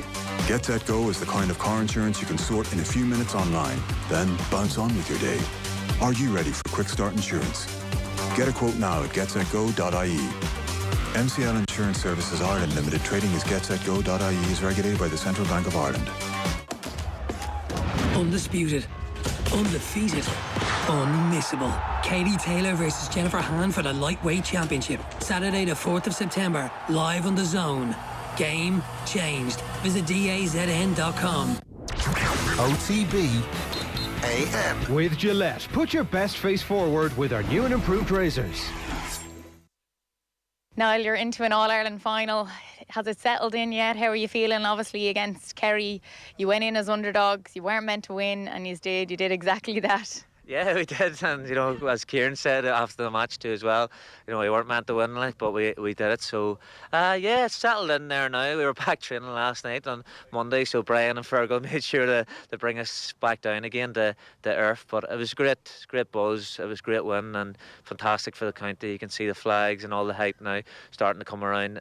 But you know, we just have to focus now on the next one, which is going to be a big challenge with Mayo. Did you like going in as underdogs? Oh, of course, yeah. You enjoy it. Like, you know, it doesn't really matter to us, you know, whether or not you go in as favourites, underdogs. It's probably, you know, what happens within the camp too as well. But I suppose there's that extra wee bit of motivation that, you know, really does spur you on and, you know, can give you that kick. Like, and the Tyrone fans were awesome too as well. So, you know, it's great to have that back in too.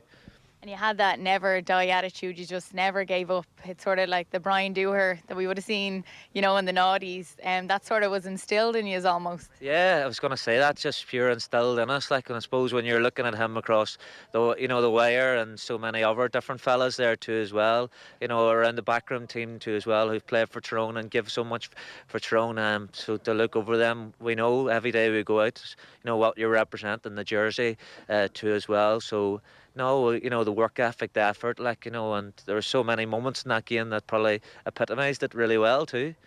And I've covered all the Tyrone games this year, and something that I said from the start is something's happening, like you're building. There's something going on here. You know, I kept saying to the lads back in the office, you know, the best is yet to... I did. The best is yet to come, and we really seen that against Kerry, but even more is to come maybe against Mayo. Yeah, and that's the aim. Like, you know, we can't stop here. Like, you know, really, we want to go on now and win it. And I think you're right. Like, you know, I think we've been building since that Cavan game. Kind of just did enough, you know, each time. Like, really, and it's gonna take, you know, another big performance against Mayo in the final as well. But I think Tyrone teams are really good at doing that. This time we haven't had the back door to do it. We've had to go down the straight route. So hopefully we can, you know, get more now for the final. There's been a lot of talk of your bench. You have the likes of Colin McShane coming on. He got 1-3 the last day. Conor McKenna, he started obviously in the last 2 games, but he was sort of just featuring for you at the start of the championship. And then Tiernan McCann as well, he was coming on the last day. What's it like to look on to the bench and see there's these type of lads to come on here? It's brilliant, because I suppose, you know, the boys in the field know that once we're gassed that, you know, there's going to be lads coming in there, and pure quality too as well. And I mentioned it before, but even the lads that are outside the panel too as well, it's just serious competition going to the training. So many boys that came in there and made an impact, and that's what you have to do. And your bench is nearly more important now. The team that finishes the game, it's a massive kind of focus on the modern game too as well. So it could be them boys, the last day, but it could be a couple of other lads, as well. Mark Bradley was there, Dara Canavan, Liam Rafferty, so many more that I can mention too as well. So let's hope the next day that there'll be someone, there'll be boys ready to come in and make an impact again. And no one would begrudge Mayo in All Ireland. We all know that. The country all knows that. But for you, obviously, you don't care. You want that All Ireland. Actually, I heard Tyrone sported the last day. He was walking off and he said, "It's a pity it's against Mayo. I would have liked to see them do it." I know, I suppose that's the thing, really, as as a supporter and everything, you always looked at Mayo and they've been always there and they've been so close as well. But for us, it's just, we have to just put our focus on the game, and we've been there in 2018 as well, and a lot of the team have been there, and have had that hurt as well. So yeah, maybe if you're a supporter, but come Saturday week and when the ball's thrown in again, too as well, there'll be none of that now. And what's it like for your family? I'm sure they're absolutely delighted for you. Yeah, it's amazing, so proud, and I suppose for every family, the Mayo lads and the Tyrone lads too as well, and around, and whether it's camogie or football or ladies football or whatever, or hurling, really it's just the play and the pinnacle of your sport, and to get there and to represent your family and your club with so much pride. And yeah, they're really happy, but I'm sure they'll be even more happier if we can bring Sam back. And growing up, was that the dream? Oh yeah, of course. And I suppose when I did get that bit older too as well, I was lucky enough to get to all the All-Ireland finals and Tyrone 03, 05, 08, and you're looking there and you're thinking, I want to be there. And I suppose in 18 we were there, but we didn't finish the job.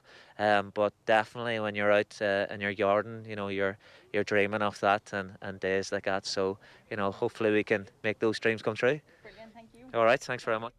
Yeah, Niall Sludden there, pouring salt in the wounds of Eoin Sheahan this morning. Salt in the wounds of Mayo people beforehand. It's that sort of sorry, not sorry tone about Tyrone in the build up to Saturday week. About how they're going to break the hearts of all the Mayo people. Yeah, a little bit. You can kind of see the sort of it's not even, there's not even ruthlessness. It just doesn't. There's no there's no empathy in what he is actually thinking when it comes to Mayo. Yeah. Yeah, whereas Kerry would have been very generous in their defeat, and Tyrone are just not going to roll over. Generous in their defeat of Mayo in the final. No, in their defeat to Mayo. I think there's I think it's been said a couple of times the last couple of days, but I definitely think Mayo would have been nicely prepared for the other alternative. But for Kerry, yeah. And so is it actually?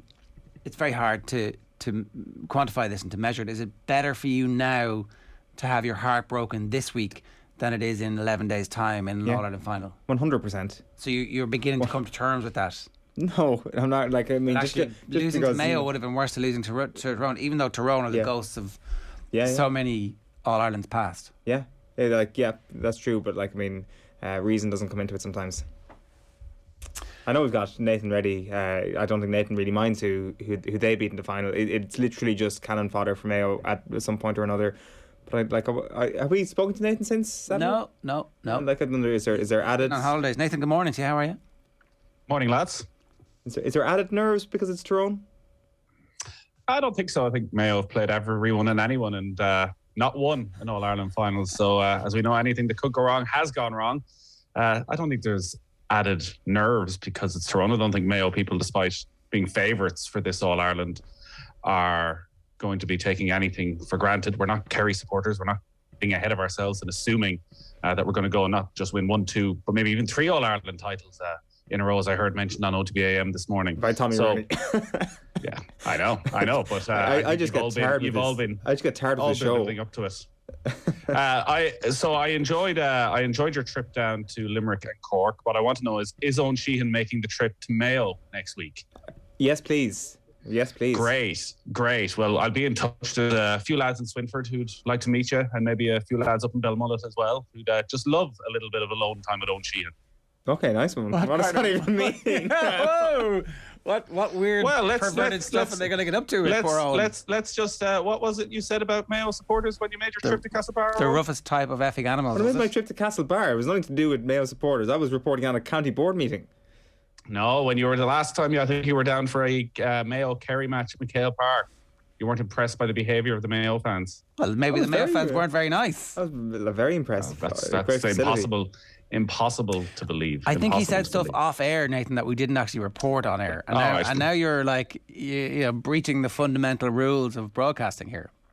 Well, I think his general upset was that Mayo fans didn't sit back and just applaud the genius of the Kerry team and being allowed to be on the same pitch as this Kerry team, which I wouldn't have a major issue with. I'm not really sure what he's actually talking about there, but it's clearly stuck in your memory. Is this your first time on air since holidays? Well, I only came back from holidays yesterday, so. Okay. So technically it is the first time on air? Yes. Right. You two have a lot in common in that you're both broken wrecks of human beings here. Eoin's got significant injuries to his person. You too have significant injuries. Are you all right, Nathan? I do. Yeah. I'm perfectly fine. Are you keeping the exclusive story of what happened to you for Golf Weekly? Yeah, $3.99 a month. golfweekly.com or offtheball.com/Golf Weekly will get you all that, Ger. How is your concussion? Coming your way tomorrow. I'm not concussed in any way. I'm perfectly fine. Are you sure? How are the random headaches that are? This is the biggest headache I've had since my incident, Ger. Okay, well, dealing with you two. We'll keep that for later Golf on. Weekly tomorrow. I'll tell the full story. Okay. What happened, Eoin?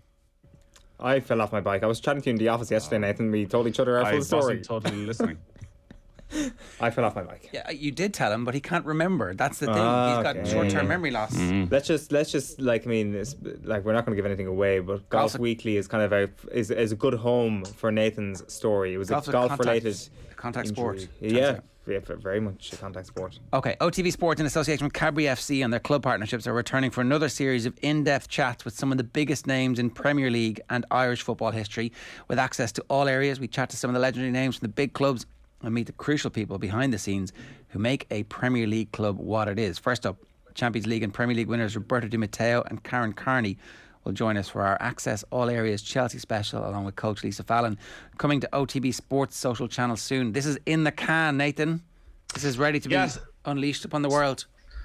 We're going to be playing out the first part with Roberto Di Matteo on tomorrow night's Off the Ball. I spoke to all three yesterday. Really enjoyable chat. Roberto Di Matteo, such an interesting career. Obviously excelled when it came to cup finals, scored in every cup final he played in for Chelsea. Hadn't realised that broke his leg when he was 29 and never played again. All right. And is really good on that. And the struggles that he had in the years afterwards and coming to terms with the fact that his career came to such a sudden and abrupt end, and that gap of 7-8 years before he sort of stumbled into management at MK Dons. So from being this brilliantly influential midfielder at Chelsea at a time of a lot of influential midfielders at the big clubs to never playing again. It's an interesting story. And obviously then we talk a lot about what happened in 2012. Like what an impact he made coming in for Andrea Villas-Boas, the comeback against Napoli. Like that semi-final, I watched back the semi-final against Barcelona, the second leg. They're 2-0 down at the Nou Camp. So 2-1 down in aggregate, having won the first leg. 2-0 down. Gary Cahill has gone off injured. John Terry has been sent off. And still they managed to progress. One of those sort of heroic European performances that he was responsible for. And I asked him about John Terry wearing the full kit as well. Okay, excellent. And he's a big fan of Ireland. He's married to an Irish woman. He is married to a second-generation Irish woman. And as is my way of turning all things back to Mayo, Karen Carney, her parents are from Mayo. Her dad is from Mayo. From Castlebar. They still have a house. They still have a house in Castlebar. Very good. Okay, it's all come full circle here. Let's talk about Ireland against Portugal tonight. Yourself and Stuart Byrne are on commentary duty for it. We've got live commentary on Saturday. It's Stephen Doyle and Stewie Byrne for the game against Azerbaijan Saturday evening, and then next Tuesday evening, Ireland against Serbia, and again it's going to be Stephen Doyle and Stewie Byrne on duty for that. I'm predicting a 4-1. We had 2-0 for Portugal. Both of these scorelines would be relatively acceptable, assuming that there is some kind of cohesion and visible game plan from the Republic of Ireland tonight?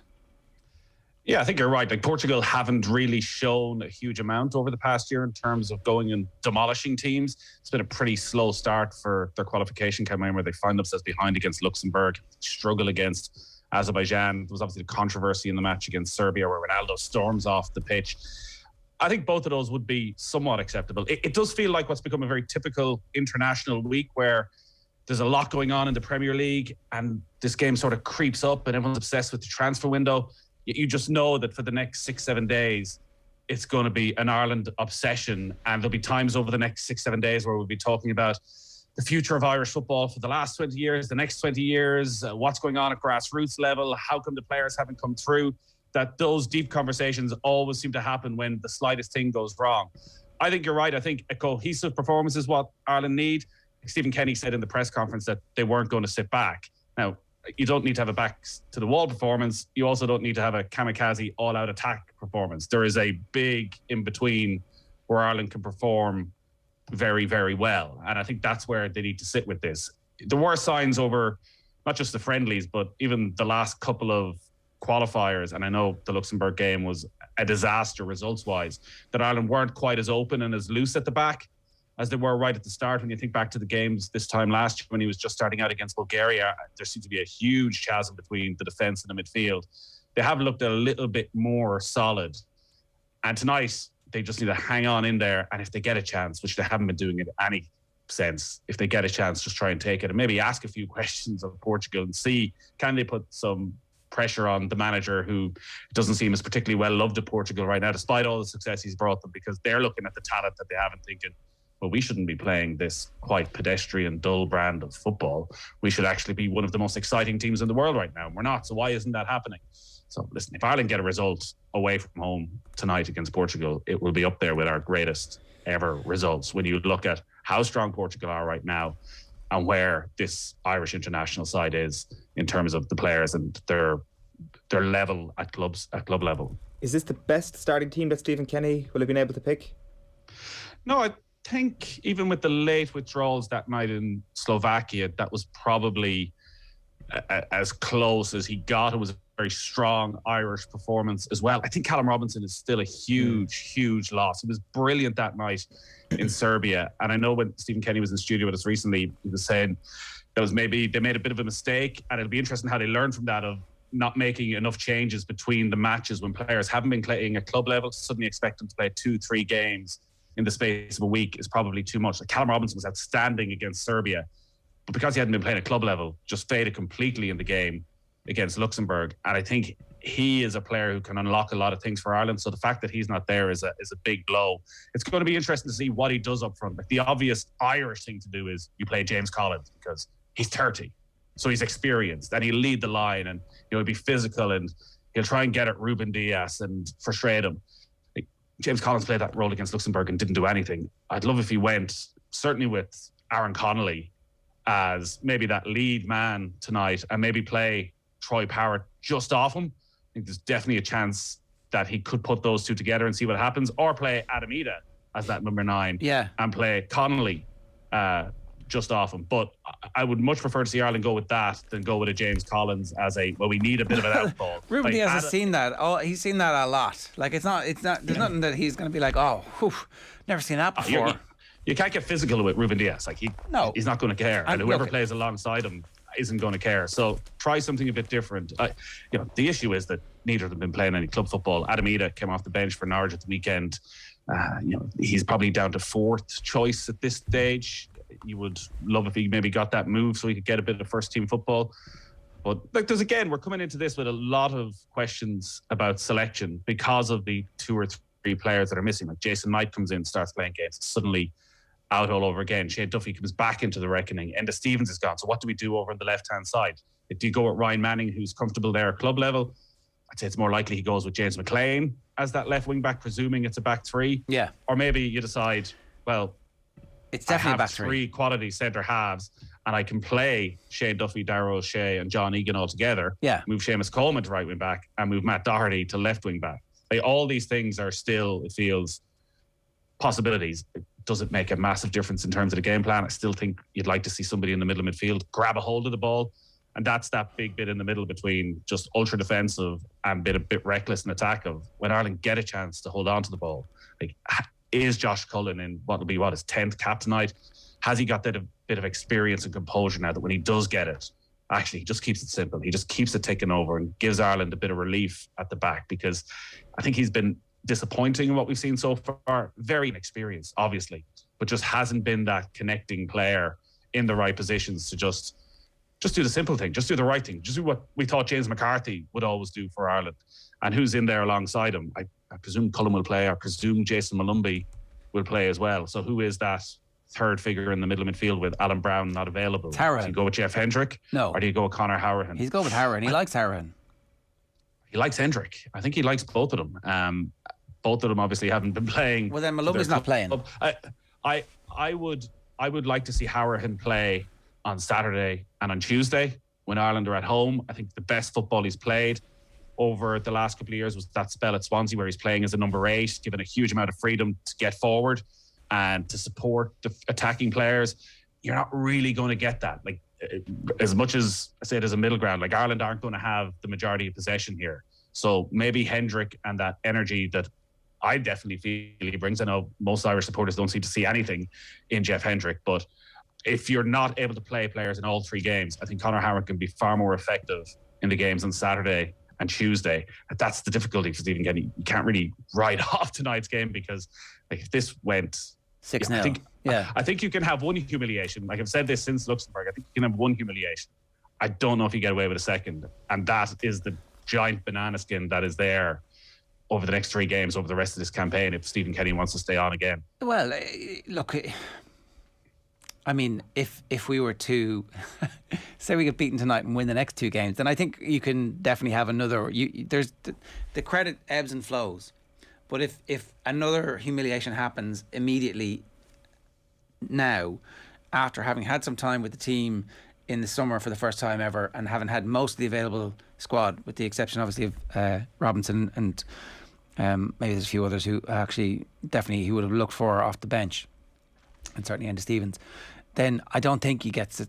You know, these next 3 games, if he gets through them and there's clear signs of progress, then essentially he's buying himself time. And at some point, sooner rather than later, the FAI need to decide, okay, we're doubling down and we're going to the next qualifying campaign with you. That's because otherwise it becomes such a big deal, and the planning needs to start now for the next campaign. The planning is starting now. If you look at the deals that they're announcing at the moment, they're longer term deals. The mood music around the FAI from a commercial perspective, the fans are going to be back in the stadium. Like, things are starting to pick up. You're seeing the new regime begin to have an impact off the field. Like, are they really going to sack a manager after essentially 1 campaign? I'm not sure. Yeah, and the way Stephen Kenny's contract goes and the change to the calendar with the Nations League starts again in March, and Stephen Kenny's contract goes up to next summer. So you'll have the start of that as well, which will be, you know, teams at Ireland's level, where maybe they can finally start to grind out some results in that competition. Over the next 3 games, I think 4 points is acceptable. I think, you know, a win over Azerbaijan at home is a must. Serbia are very strong. Ideally, you would beat them and somehow get yourself back into the running for qualification again. What we've seen so far, I think if Ireland got a draw and a creditable draw, people would take it. And tonight, as you said, that there's not a humiliation. But I think lurking in the background, those voices and those noises that have been there all the way through Stephen Kenny's campaign haven't gone away.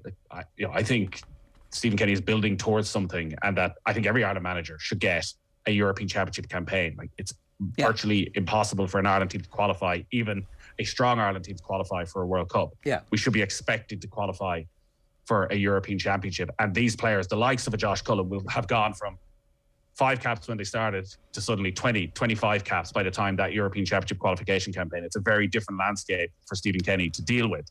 So he deserves that time. But when you lose to Luxembourg, you're massively on the back foot. And I think if one of these 3 games, any of these 3 games, goes horribly, horribly wrong, the pressure is going to be massively, massively ratcheted up, rightly or wrongly. But that is the way that the public, that the Irish footballing public is going to respond to that. Okay, we've got 2 seconds left to talk about the end of the transfer window, which obviously slammed shut last night. Are Manchester United the big winners of the transfer window? Do they have the best transfer window of all the teams, or is there actually still a glaring hole in the middle of midfield that they didn't address? There's clearly still a glaring hole in the middle of midfield that they didn't address, and sort of seen the problems with that in their last 2 matches where they were very, very flat. They've had a brilliant transfer window. They could not have asked for any more. You've got a world-class centre-back, you've got one of the best young talents in the world and one of the greatest players of all time.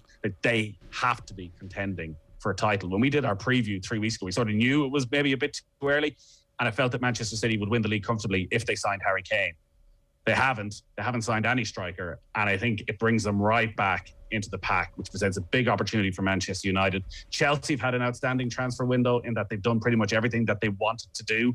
So getting Saul Niguez in as just another player. So N'Golo Kante is having a few niggly injuries. Suddenly you're not quite as worried because you've got Kovacic, you've got Saul, you've got Jorginho, you've got other young players who can step in there as well. Yeah. So like Chelsea have the depth, and like Liverpool are the one that nothing has really changed for over the past 3-4 weeks. I think they've shown that they are getting back close to their very best in the first 3 games of the season, but the issue is still they're the only club in that contending group that 1 or 2 injuries would completely derail their season. Pretty much every other side can deal with injuries because of the depth of squad. Liverpool just can't. If something was to happen. You don't think Divock Origi is going to pass muster over like a 15-game stretch?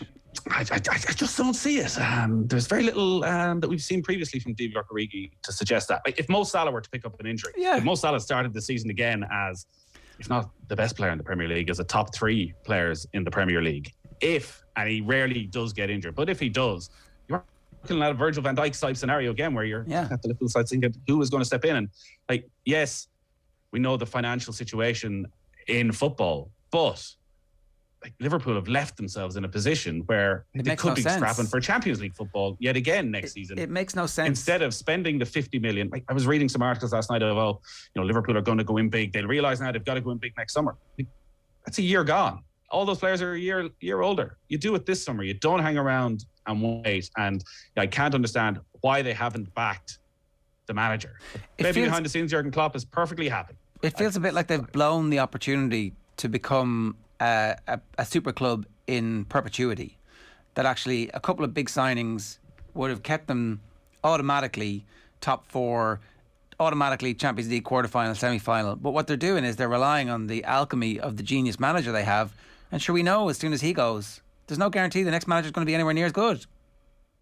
It would be an absolute freak if the next manager was anywhere near as good as Jurgen Klopp. And like, some Liverpool supporters are sounding a bit like Arsenal supporters back when Arsene Wenger wasn't spending any money. I was making the point last time of, they didn't win the league because of getting 35-40 million Mo Salah and making him better, as they did with Sadio Mane and so many other players. They did it because they signed arguably the 2 best players in the world in their position in Virgil van Dijk and Alisson for £70 million.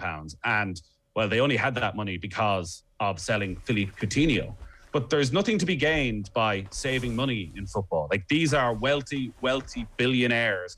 And while Liverpool can go around and say, we're doing things the right way and everyone else is losing the run of themselves, they might be right in the grander scheme of things. But right now, this season, it is going to leave them short.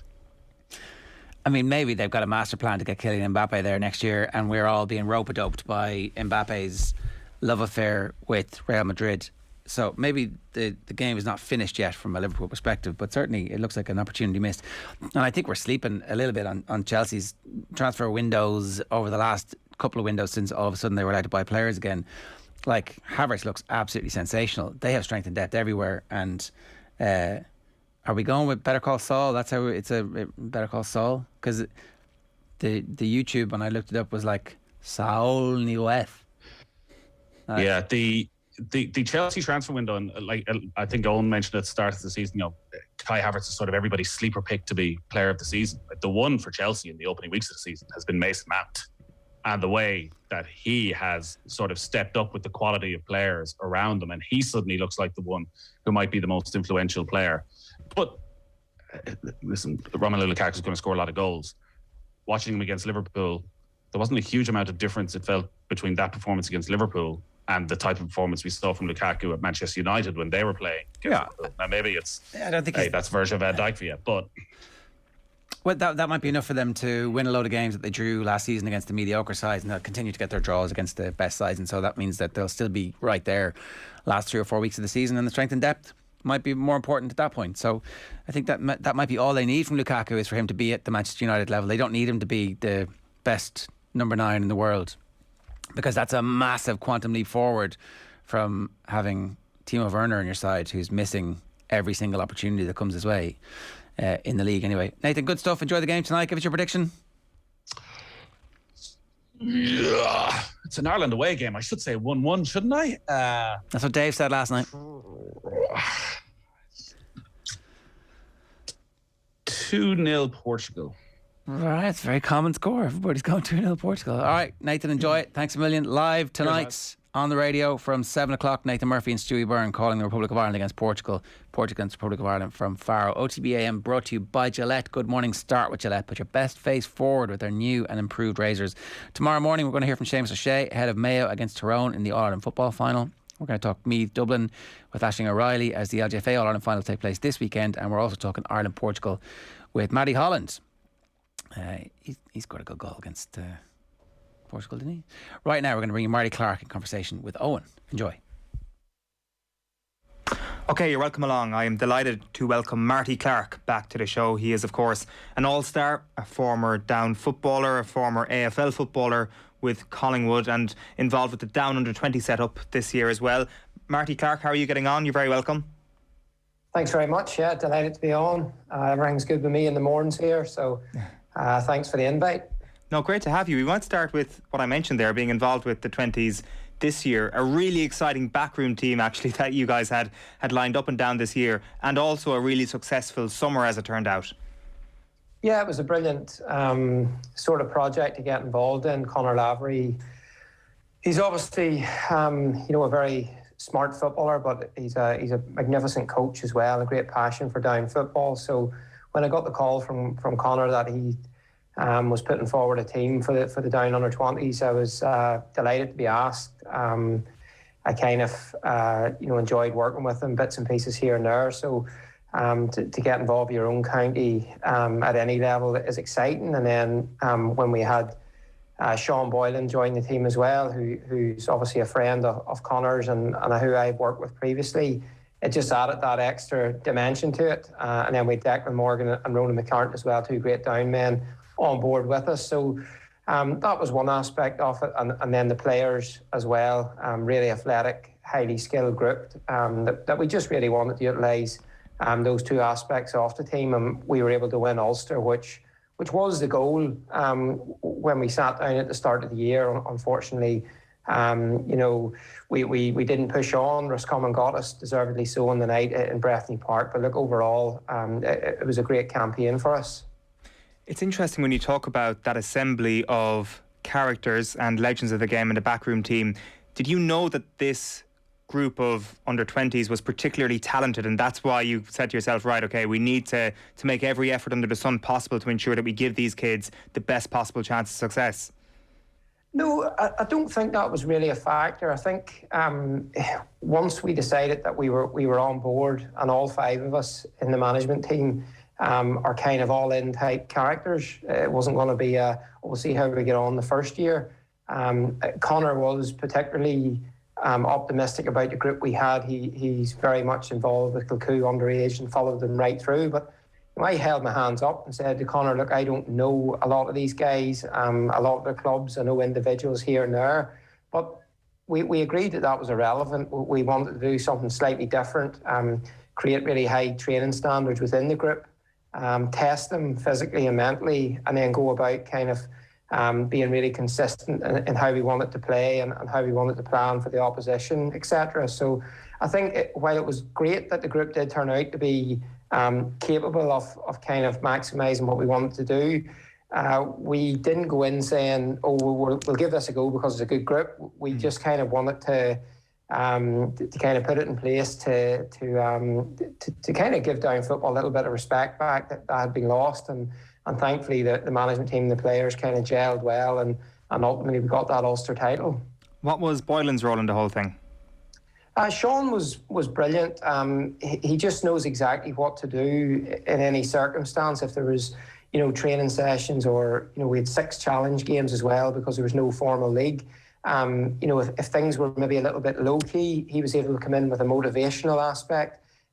If Conor or I were, hyping, a session up too much or being a little bit hard on the players, Sean would be able to calm it down. Obviously, look, he sees the game particularly well, reflects on it as well, but just to have his presence there was very important for the whole group, and the commitment he showed was, travelling from Meath. It really just emphasised what we were doing was just something that it was just so enjoyable that you didn't even think about the time and energy you were spending on it. So, yeah, look, it was a pleasure to work side all the guys, but Sean and Conor in particular. So Sean was basically telling you if you were going too hard on the kids? To an extent, he would be able to calm it down and say, look, we've a few days to the game, or, this is just maybe if there was too much pressure in a situation, where young lads maybe are, you don't want to make them apprehensive. You want to make sure that they're serious about their preparation. And he was just brilliant in that respect. We're saying, look, you've done this before with your club, etc. Nothing overly groundbreaking, but it was just the timing and the way he delivered it. I think we all learned a lot from it. It's really interesting looking at the identity of this year's All-Ireland finalists at senior level and seeing how much those Mayo under-21s and Tyrone under-21s have really come through. That I think it's at 15 and 16 that they both won All-Ireland titles at under-21 level. Is your sense that trend is going to continue even though under-21s is now under-20s? I think it will. I do feel that young kids that are playing the game at the minute, and you have to remember at that under-20, under-21 level, it's kind of the last time in their, I suppose, inter-county careers where they're given, they have the ability with other things generally going on in their lives where they can fully commit to football without the commitments of family, serious jobs, financial issues, things like this.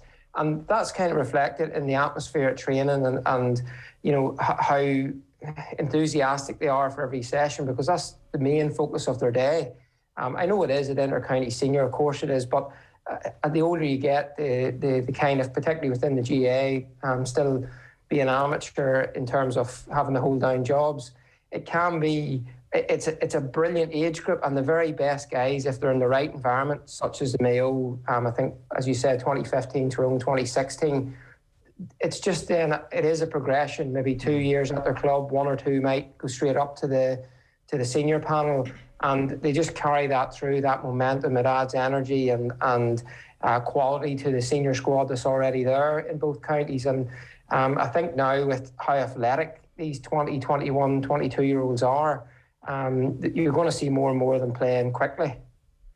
So what is the number one thing for you if you zoom out and look at down football as a whole when it comes to this generation of footballer? What is the most important thing to ensure that they do transition well and effectively to senior level? I suppose it's pride in the jersey, what it means sort of to represent down, based a little bit on the past, the teams of the 60s and the 90s, to be competitive in every game, in every training session that you attend, that it's a big deal, it's important, there's a chance to get better, because there's a number of counties in Ulster that have been well ahead. Down haven't won an Ulster title at senior level since 1994. So I suppose for me personally, that's the number one goal, but it doesn't just come overnight. It has to be a mindset for players within their clubs that it's every day. Of course, you need downtime, and everyone wants to do that different ways, but every training session it's 100%. It's flat out. There's a purpose. And that gets carried through to every single game, because there has obviously been games at senior level where Down haven't been competitive in recent years, and I know they've kept in Division 2 this year, which is really, really important. But in terms of the Ulster Championship, there's been 1 or 2 finals here and there since '94, but never really looked like winning them. I'm sure from the playing group's perspective then as well, having someone like you around is a great person to have, just because you've shown that it's possible to be a boy wonder and absolutely live up to the hype. I know obviously you go to Australia, but you come back and even in your short time playing with the senior team for Down, it did show that you did live up to the promise that you showed at underage level. And that promise was exceptional, Marty. Like, just doing a bit of reading before today, is it true that you played minor and under 21 level in the same year? Yeah, I did, 2005, I think that was. Were you starting for both teams that year? I did start for both teams in the latter stages. Down got to an All-Ireland under-21 final, lost to Galway, and in the minors we actually beat Mayo in the final in 2005. So yeah, look, I suppose I hope I can have that influence. For me, it was important in terms of, you hear me talk about training standards, day-to-day standards. I think for me, when I went across to Australia, I maybe wasn't the hardest trainer on the down teams, on the club teams. I knew I had ability. I loved doing everything with the ball. Any spare minute I had. Gym probably wasn't really a thing for 18, 19-year-olds back then. And any time I had was to focus on my skills, my left foot, kicking, free kicks, things like that. But when I got to Australia, I'm thinking that, I was a fairly, well-established, quality player.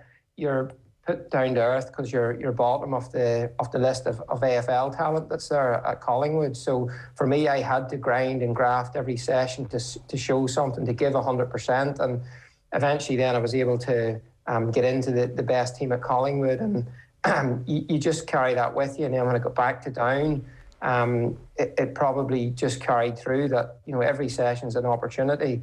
Every meal's an opportunity, every recovery session. And I suppose there's obviously time and the off-season's getting shorter for county players and club players.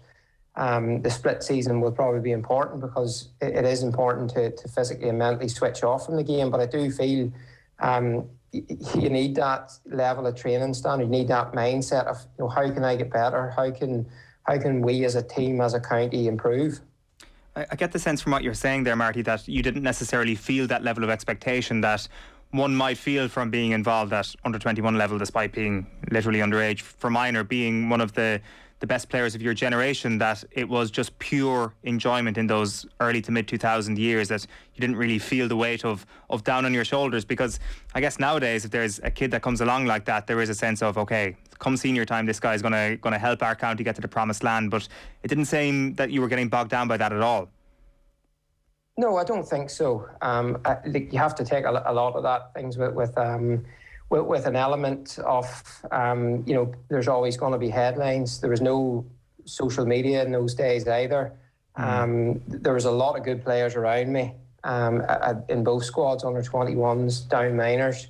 And you're just kind of focusing on that opponent every week. And look, of course, I'm delighted to have been able to entertain, people of Down and to given them good memories. And I know it was only for a short time as well, but in terms of pressure weighing down on young players and things like that, I think if you do have that simple mindset of, every session, every game, you can improve and you can kind of not let it, take over your mindset. Like, do you remember those very early years when people are starting to talk about you as somebody who could be an outstanding minor and an outstanding senior for your county? Like, I mean, there's these crazy stories of you scoring 3 goals and 20 points in a single under-14 match, for example. I presume there was a moment in your teens where you start to become aware of the reputation that you had. Yeah, I think so. Even back then, I think my school, St Louis Kilkeel, we kind of climbed the ranks from C grade in the Ulster colleges up to the Macrory level, which is obviously elite in Ulster. And along the way, I think maybe it was in one of the B grades, I'd scored 117 in a final as captain. And you do hear the noise around the school and then the county and then maybe outside of that as well. But how many referees, Marty, is the question I have to ask here. Everybody's screaming at the radio right now. Sorry, what was that? How many of that was frees is what people are probably asking. No, all from play. All from play. as far as I can remember. But yeah, look, I had my brother as well. John was playing for Down seniors at an early age, and you know as well that once you get to senior level, it is where you're going to be tested. I remember playing from a club at 16, and that can be humbling as well because you're coming up against grown men who are intelligent, they're crafty in terms of how they're stopping you. They're physically bigger, and it can be intimidating as well as a younger player. So, you know, if you are dominating in your own age group, there's always going to be that challenge in Gaelic football, because it's actually interesting when I explain to my teammates in Australia that the best players in Ireland go back and play at club level for their local teams, and that can be at junior level or whatever it is, and they just can't believe this. They're like, surely these guys dominate like beyond recognition, and I just explained to them that very often it's not the case because of the way they're targeted, because of the way the game is played. It can be hard. Some players represent their county. I'm sure everyone knows guys within their own county where they actually play better in a county jersey than their club jersey, which sounds crazy, but it's kind of just the way it is in club level up and down the country. That Australian dressing room you mentioned then, that is sometimes the thing that a lot of people find really hard about going to Australia. Not so much the dressing room, but maybe the way of life or just being so far away from home. You are one of these people who, in the first stint, worked out so well for when it comes to the professional game down there. You've mentioned the work ethic already, but when it came to the mental side of things, why did it go so well for you at the start in Australia? I was supported particularly well. I think most kids that go across, that they enjoy the training, they enjoy getting up, going to, you know, if it's a gym session, if it's a pitch session, if it's a game, no matter if it's for the reserves or the first team, that side of the game is what we're there for, and getting paid for that is highly motivational, and everything else. It's the time away from the club, you know, those 3-4 days, maybe on a long weekend where your teammates are going, you know, back to their families, and you know, you're there, and yes, it's a beautiful city with climate, but it's your time away from the club after a hard session, after a defeat. Are you going home to an empty house, or what is it? I lived with the family of a guy who worked at the club, and I had brilliant support. I was kind of integrated with Australian society. My teammates were so good to me. There was development coaches there. So that network around me allowed me simply to focus on getting a game in the first team and staying in the team. And it was enjoyable.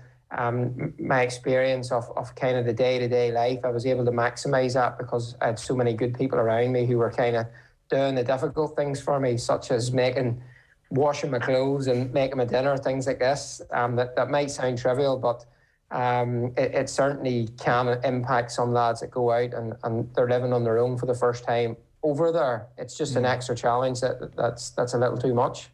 What I always find interesting, Marty, is your decision then to come home. Obviously, it worked out pretty well. Like the 2010 season is, like, as you say, you've got to go back to the early 90s to find anything that can hold a candle to 2010 from down football's perspective. But when it comes to people who do a U-turn on the Australian career, or maybe even just take a break from the Australian career, it tends to happen when things maybe haven't gone so well down there, and we've seen it in many a case. But you seem to be the exception to that, where things were going well, and as you say there, you'd settled in well to Australia. So why was the pull to come home greater than the pull to keep you at home in the first place, if that makes any sense? Yeah, it does. It was a particularly difficult decision because it was two very much positive options. It was probably like a 55-45 to come home. Right. I was in a long-term relationship with my now wife. We have 3 kids, Anna. So that was, back then, obviously, I didn't say that because it would have put a lot of pressure on me. Thankfully, it's worked out, and, you know, we're happily married, living in Newcastle here. That had a big influence. I was 22, 23. Anna was finishing her medical degree at the time, so we kind of needed to make a decision there. But outside of that, it was, you know, it was the draw of going home to play for Down.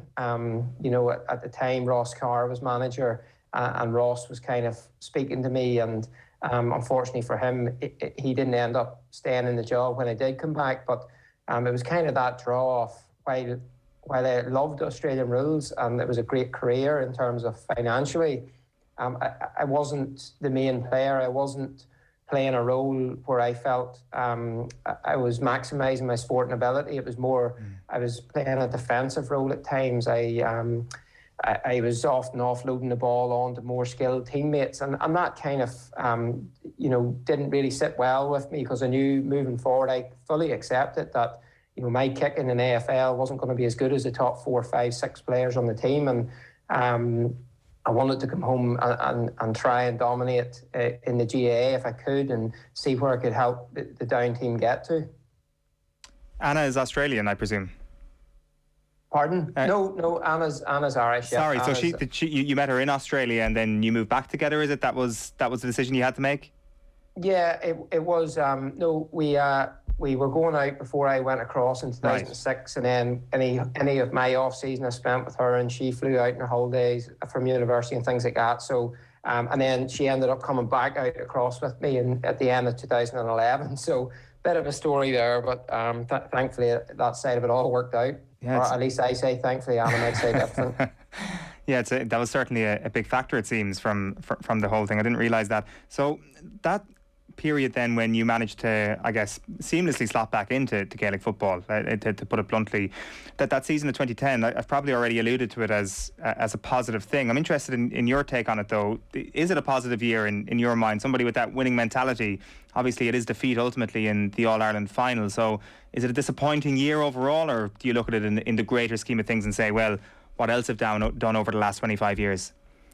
I think if you look at the longer it goes, the defeat to Cork hurts more and more. That opportunity that was there, that side of it is never really going to leave any of that panel in 2010. But as you said, the overall big picture, the journey that we went on that year, how positive that was for the county and the people within the county, even the under-20 squad that I was involved with this year. Those guys were 9, 10, 11 years of age back then. So that was a big thing in their passion for Down growing up. So overall, it was a very happy year, a very positive year. For myself, I look back with it, with fondness. It was great weather. There were brilliant Down jerseys, even if you see old photos and stuff. Got to play at Croke Park 5 or 6 times that season.